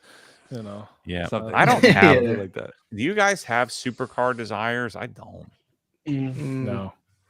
I've always wanted. I mean, I've wanted the stereotypical R8 ever since I saw Iron Man. That's like a really nice I feel like car. that's a attainable, nice car. Like, I mean, seeing them at work, like, there are tons of them in the parking lot. Like, I fell in love with that car. See, I'd rather have an R8 than a Huracan. Yeah. Oh, absolutely. Basically the same car, but the R8 I just think is way cooler. Yeah, I think way more practical. Mm-hmm. I mean, I think once you get the McLaren Ferrari, you lose me. Like, I'm just not interested. Yeah, I think cool to look at, but is the nice, like, attainable supercar. That would be make me happy. But let's say you're making $7.5 million a year. Okay. Like, would you want a Ferrari? Would you want a McLaren? Like, would you?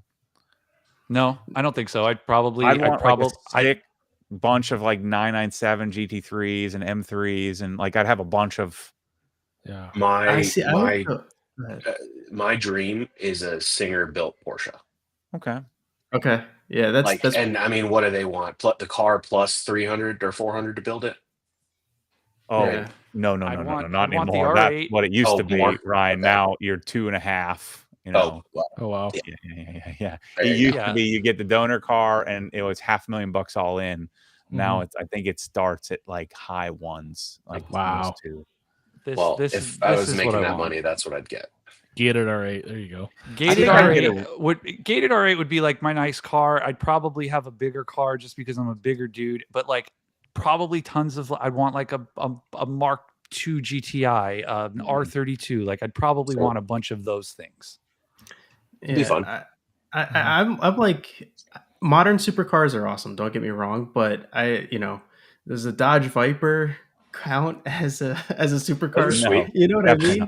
I feel like a Dodge Viper is to just me. a murder weapon. That's what that is. It's just Dodge Viper was my Gran Turismo 3 vehicle with 1,400 horsepower. A Dodge Viper GTS, Viper ACR, blue with white stripes. I lived in an apartment complex one time, and it wasn't even like a fancy apartment complex. And some tenant had a Viper, and like that was his daily driver. Jeez. Like I know why you live in this apartment, but yeah. Yeah. But like an F40 would be like, I like the old stuff, the E30 M3s, oh my God, the Mercedes Benz, the 190E. There's like a DTM version of that. That's what like scratches my itch. I wanted Jesse's Jetta from Fast and the Furious. Oh, I wanted Jesse's. Did you want brakes on it though? You gotta have to race for needed pinks. calipers. You gotta race for pinks to get that one. I wanted like that. I was like, the moment I saw that movie, I was like, we're going to the dealership. We're finding me an old white Jetta. Like that's what I want. Are you serious? That Toyota was terrible. The Mark III was horrendous. Yeah. Listen, there was something about it, and like I think it's that a very effeminate car. A Jetta is a girl car. I just like it, man. We were all of us are VW guys. Matt, you were a Honda guy growing up. Matt, I got flowers tattooed on my arm. VW was out of my price range. It was not not an attainable thing for me.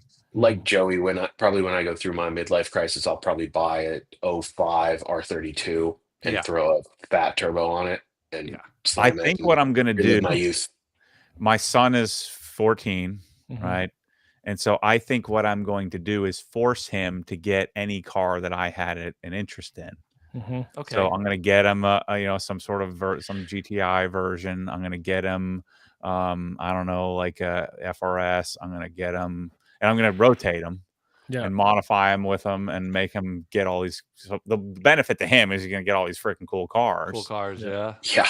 Vicarious living. There you go. Do build it like a pre-runner build of some sort or something like that. Yeah, I think it's a fun. That'll be a fun little. Would you make a series of it? Yeah. I think that'd be awesome. I would watch. That's the way I can justify it. But that's the other way that I can do it where I don't like ruin them. Yeah. A rich dad buys his kid a bunch of cars. He doesn't freaking deserve it. So I'm gonna use it as an excuse to get all the cars that I'm kind of past. Yeah. Because I've done that a bunch where I tried to, Steve, talk about buying those old cars that I wanted, and you get them and they kind of need to stay in the past because then you get them and you're real disappointed. Getting a car and then you're like my E36 M3. I'm like, I had like the nicest one on the planet, and the door card's falling off, and the headliner's drooping, and and the thing is always something's always breaking. Yeah, no matter how good that 2005 R32 is, Ryan, it's gonna smell like crayons. You love that smell though. I know. I miss it. I had the 04 GTI VR6, and so I could never afford the R32s, but I had the VR6. If I could retrofit, those were 25 grand, right? Back in the day, and so I was in the $12,000 range. Yeah. So I was in Civic when I wanted a Golf, because Golfs were great stereo cars because they don't vibrate, right? Because they're solid. When you close the door, it's a solid plunk. Oh yeah. And Hondas were vibrating machines, but I just couldn't get that car. If I could retrofit my Mark 7 with the blue lights from a Mark 4, I'd absolutely do it. Give me that blue glow again. Kind of the purpley blue. Yeah. Oh, it's so nice. That it's kind of like this. So what's the generation of GTI that you want? What's the one to get? Mark 4 I like. Mark 4 VR6, right? It'd be the Mark 4 R32 because they only had 5,000 of them in North America. Okay. And you could only get it in silver, blue, black, and red. Could I find one with under 30,000 miles, you think? Yes. I've looked. They're close, right? Yeah, there's guys that definitely did. If you can find one at stock suspension on the original Aristo wheels, unmolested, there's guys asking the moon for them, but the mileage could certainly be how much are we talking about? 50 grand? 30 grand, 40 grand. Oh yeah. Right. I paid 76 for my Evo. But I think we're selling them on the Golf idea. Ryan's certainly fun. But I mean, the car, it was nice. I'd envision getting him a Golf as the first car. Yeah, and I mean now, Matt, I'll sell you mine. It's a 2021. It's got 18,000 miles on it, and it's in great condition. Yeah. Well, except the clear coat failure on the roof. Relax, bro. the new Freaking Golf Hatton's R, dress. I find, because the Oh. Humble Mechanic made a great video on it. I find the new Golf R is kind of lacking the soul and purpose, whereas you I had don't like a limited the new run, ones. and like the Mark IV, like the seats that I think it was Koenig that made the seats, or no, either which way, whoever made the seats, Recaro. they were like they were amazing seats. They had tons of bolster. They really held you. The full leather ones were amazing, and the sound of the car, like a buddy of mine bought one in South Carolina, drove it all the way back to Calgary, and I just love that car. I mean, even just stock, it's one of the best sounding cars in my opinion, and it just was such a comfortable, fun car. And So a Mark IV R32 is the VR6. Yeah, but it's the 3.2 liter, Yeah. whereas a lot of them were 2.8. So not as tunable, but I don't want like a, the new ones. I don't like how they sound. They don't sound good. I'm not a Mark 8 fan at all. Like that's why I got a 7.5, because to me that's the pinnacle. And I was like, I saw the redesign. I don't like the redesign, and I'm gonna grab a 7.5 now. Did the exact same as you, Joey. That's exactly what I did. I didn't want an 8. The 8.5s, they're starting to look better, but I still would take a 7 over an 8. Yeah, the Golf, if you can't, because the R32s, there's a ton I just looked that are like real high mileage, but yeah, if you can get the GTI VR6 spec, it's still 2.8 liter, 24 valve, still a ripper. I threw a supercharger in mine when I had it, and it was a beast. But the other car I was thinking about for him is a Focus RS. I think those are sick. That's pretty fun. I thought about a Focus RS at some point. Yeah, I mean it literally rattles your spine. Yeah. You ever driven one of those things? Yes. It is like a freaking stiffest car I've ever driven in my entire life. I loved it, but man. I rode in the back thing for hatchbacks. God. I rode in the back seat of an RS, and my buddy he put it on like full stiff. Oh my gosh. We were just bouncing down the road. It was No, I'm sure you could just find a great aftermarket KWs or something, put on it and do aftermarket suspension. Yeah. He couldn't he got rid of it though. It was tough to Ryan, live you got one for me? How much we talking about here? It's not an R32, but it's an 04 GTI VR6. Yep. VR6, 49,000 miles. 15 grand. Yeah, I need to be more expensive.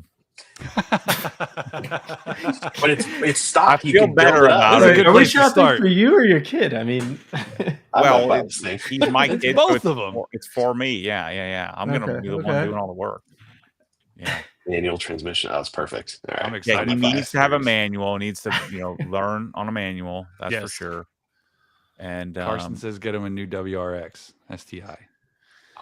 Yeah, I just don't want to do. I don't want a new car. I don't think. I want something that got away that I can leverage and use to detail and make videos and not be so frivolous that it looks.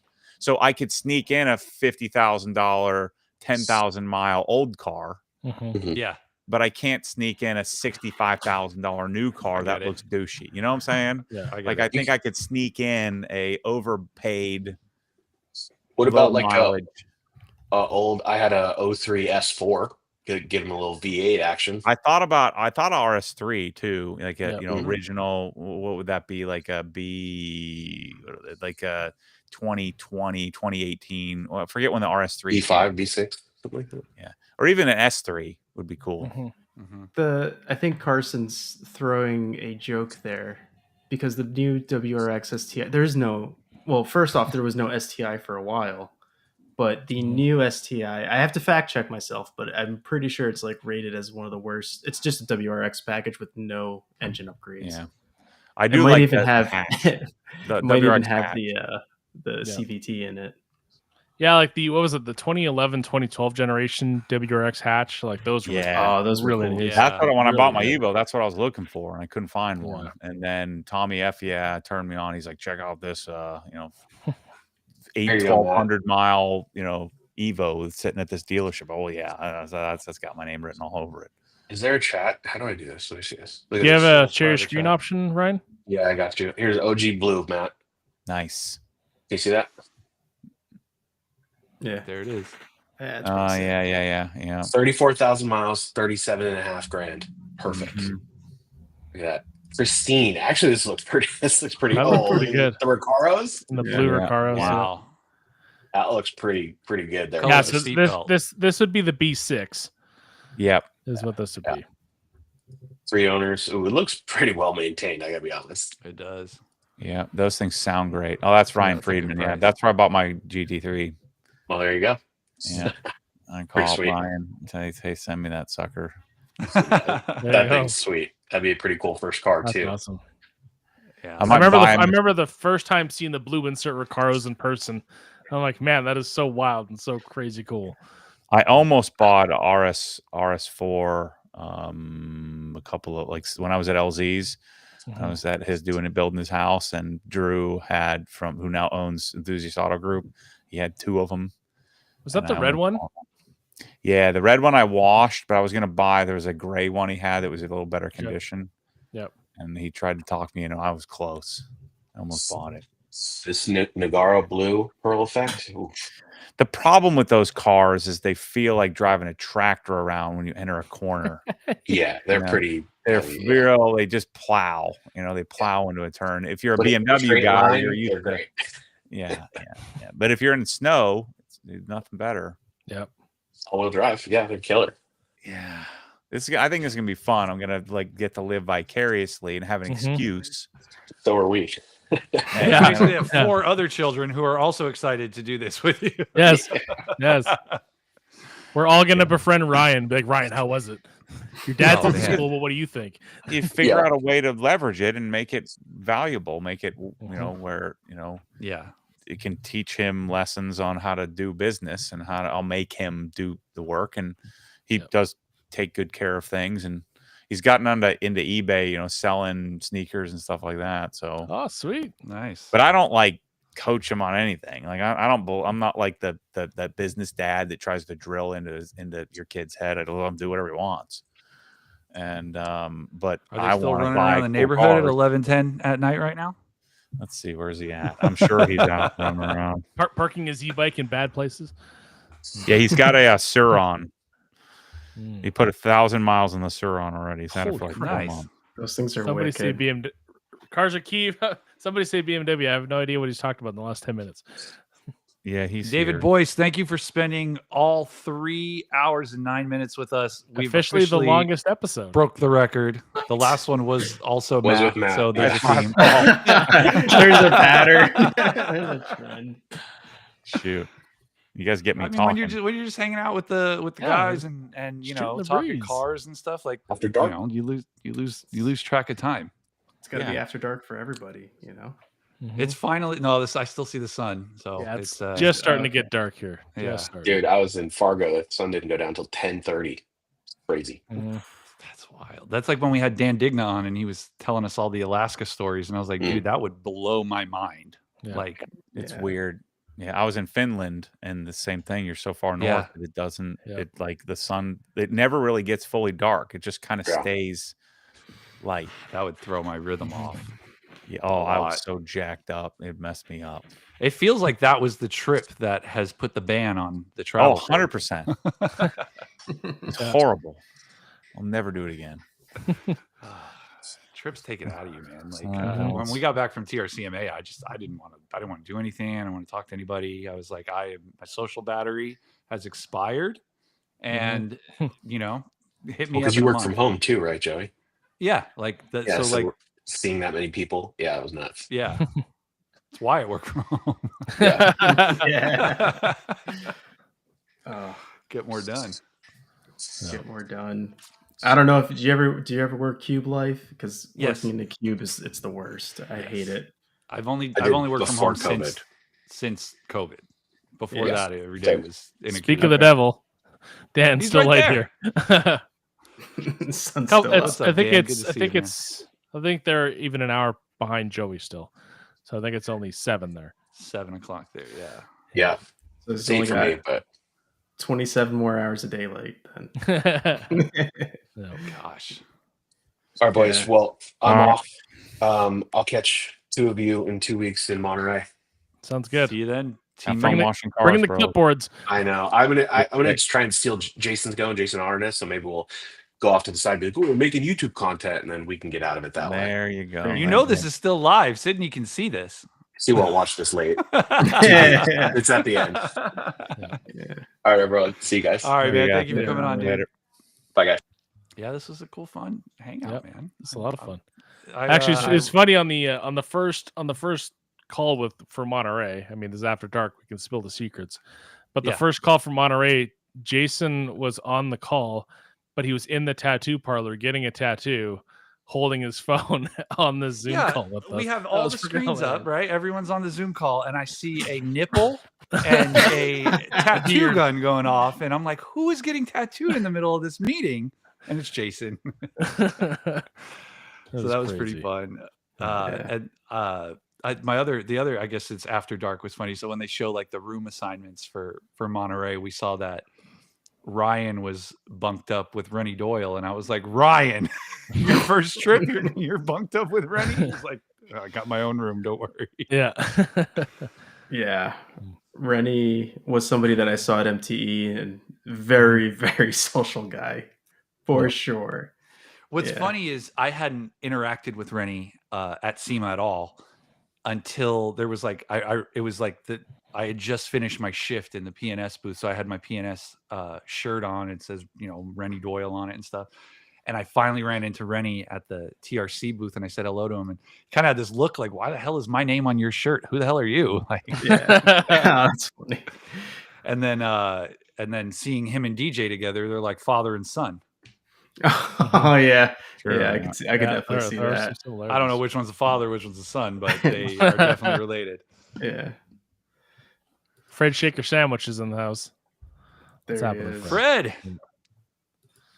Yeah, I'm gonna dip out soon because I have quite the polishing and coating job tomorrow. Yes, you do. Yeah, that I actually, so I called DJ before the show today because I wanted to talk to him about what was going on with that car, and the only thing that I can think of is that there was tree sap on there.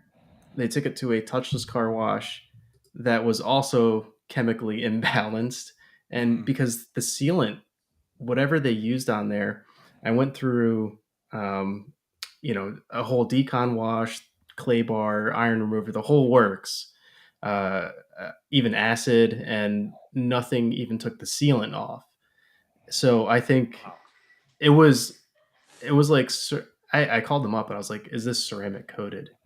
Right. And they're like, no, it's not, there's nothing on there. It's just, so Matt, tree sap just got all over this car. And the only thing it's it was bad. It's all over the plastics, the windows, side of the car. It was the interesting thing is you can see the crosshatch pattern of the car wash. So that's wild. Yeah, I think something like it happened was in it was there. like a touch car wash then. No, it was touchless, but maybe it's just the way the jets were spinning or whatever it is. Sure. Yeah. I had when I first got my GTI, I had a surgery and my car was parked outside for months and it was covered in honeydew, which is like what the aphids secrete from a tree, and it's essentially sap. And I had to polish it. Like everything was etched after, I'm sure a couple days, but like a couple months, I basically had like a hard candy shell on the outside of the car. That's wild. But That's it was, wild, I mean, man. it hadn't been like, I hadn't deconned it and coated it and stuff yet. So it gave me an excuse to do it, but yeah, that was pretty brutal too. Yeah. So tomorrow, I mean, we took something, and like I said, we've turned it into a positive, I think. Yeah. Because, if I had to do, and this is something that came up, if I had to do like a solvent wipe down to get everything out, I would have done a lot of work and it would not have looked as good as polishing. Yeah. So what we're going to do, and, I talked to the client and they were okay with it. Going to polish everything out. And at that point I was like, listen, we're only a couple steps away from putting a nice coating on here. Yeah. So they were okay with that. And, Nice. and that's what we're going to do. So Phobic? Quartz V2. Quartz, okay. V2. V2. Oh, yeah. There we go. I can say that because Bradley said that in his video, so it's out. yes. Yeah. Well, then I guess I can't say mine yet then because I don't know that I heard that in the video. Yeah. Which armor? I'm going to do an armor coating on the Sequoia. Which one should I do? Pro. Yeah. Go pro. Yeah, for sure. I think if the weather's not too bad tomorrow, if it's not too hot, I think I might polish my vehicle and do like half stout, half pro, just to compare the two coatings to each other. Mm-hmm. Pro's a single layer. Yeah. Yep. No, they're all single layer. They're all single layer. Single. No topper, can you do 2 layers? You can. Yeah. It's one of those things. You can. Should you? Might not. Yeah. You know. Stout is also a good one from PNS too. Like I screwed it up the entire time, or the first time I did it, Matt. Like I coated my wife's entire Mini Cooper, and I was fighting high spots on every single panel. And I was like, I've never done this with all the cars I've coated, and I learned how to do it right. Dewar and I are both certified now, but Stout is also a very, like, the name reflects the coating. It's a good one too. I'm struggling with the car parked outside. There's a lot of like excavating as they develop all the new area. Yeah. There's a lot of like clay and sand. It's kind of flirting through the air, and then it rains, and then it dries, and so I'm getting a lot of just contamination spotting on. I have Crystal Serum Ultra on the top with EXO, and it just nuked it. So I want to try something a little sturdier. So maybe I should try Stout. I feel like one of these, they're pretty high solids, and they're Yeah, just like, they're like apply and wipe. There's no like, don't sit there and flash it, or you're gonna have to polish it off because you can't cannibalize. Yeah, it. I mean CSU is that way too. You gotta go. You gotta go Yeah. do a small, like maybe 2x2, or maybe a fender, and get it off. Exactly. Don't cross hatch it, like, and start your timer from when you first touch it, because some people will start the timer when they're done cross hatching, which was my problem, and I couldn't get it off at that point. Yeah. I'm not going to spill the beans on like the new Quartz, how it works and everything, but Quartz traditionally had a nice long flash time, like compared to Stout. I think those are really different in how they get applied. But says Stout is the best single layer out there right now. And yeah, because I found that Stout is like you apply it and you literally turn around, grab your towel, then wipe it off, and then grab a second one or flip it, and then just quickly go again, and then it's good. Stout's one that I want to try sometime. It looks like a really good coating. Yeah, I mean, so the only parts I didn't screw up are the pillars. So the pillars still have Stout on it. Those look great. those are very hydrophobic. Yeah. But anyway, I appreciate it, guys. Thank you for coming on, man, and good luck with your detail tomorrow. Give us some updates on how it goes. Absolutely, we'll do. You take care, all right? Right on, dude. See you, Steve. Nice to meet you. You too, Matt. You take care. All right, boys. I'm out too. All right, yeah, we're on East Coast time here. Perfect way to end it with the guy that set the record the first time. Yeah. You guys always manage to keep me occupied. I'm like, I'll be gone for like 15 minutes, and 3 hours later. You must like us or something. But I appreciate you spending your Saturday night with us, and just always being a great dude to chat with. Well, I beat Anthony again. That's all that matters. There we go. He he commented earlier, said, I can't believe you guys are still on. Yeah. All right. See you guys. Yeah. Thanks. Have a all right, good man. night. Have a good one, Matt. Later. Dewar, and then there were it's just us. Oh, wow. Look at us. What happened to your Dr. Pepper sign? So it was plugged into a battery bank, and the battery bank died. See. Okay. Yeah. Yeah, I had to plug this one in. Because the lights that are behind the bottles are taking up all the outlets, and I couldn't fit the outlet plug for the Dr. Pepper side. So need like a OG Spec power bar. That's what we need. That's what maybe. Yeah, I guess. Well, like we said earlier, Matt and I have a lifetime ahead of us to make nice things together. So we'll see where that goes. Yeah. But I think that's a good place for us to end as well. I'm proud of you, buddy. I'm proud of me. I'm proud of us. Look at us. Look at we had I'm nine telling people. you, I'm telling you, the clipboard idea might not be the worst thing. Yeah, we'll see. We'll see. Clipboard and the earpiece, and I'm honestly, slight limp. I'm honestly worried about like profusely sweating. I've thought about that. I want especially some. I'm just hoping during that the our day in the shirts sun. breathe. Yeah, like, do I need to bring my headband? Like, do I need a headband situation? The good news is Monterey is often foggy. Sure. It's often cooler because you're right on the coast, and because of that fog. So Yeah, I'm hoping that we'll just have sun to deal with, not necessarily heat. Yeah, because I was looking up the kind of the average weather patterns, which are again only a suggestion. But they said, it was around the, speaking Celsius here, but it was around 20 to 25, which is very comfortable. That's what the high 70s, low 80s, something like that. Yeah, and like that'll be a nice break from me. Like you'll see on the day, watch the day that you're here, like be an actual nice day in Sacramento.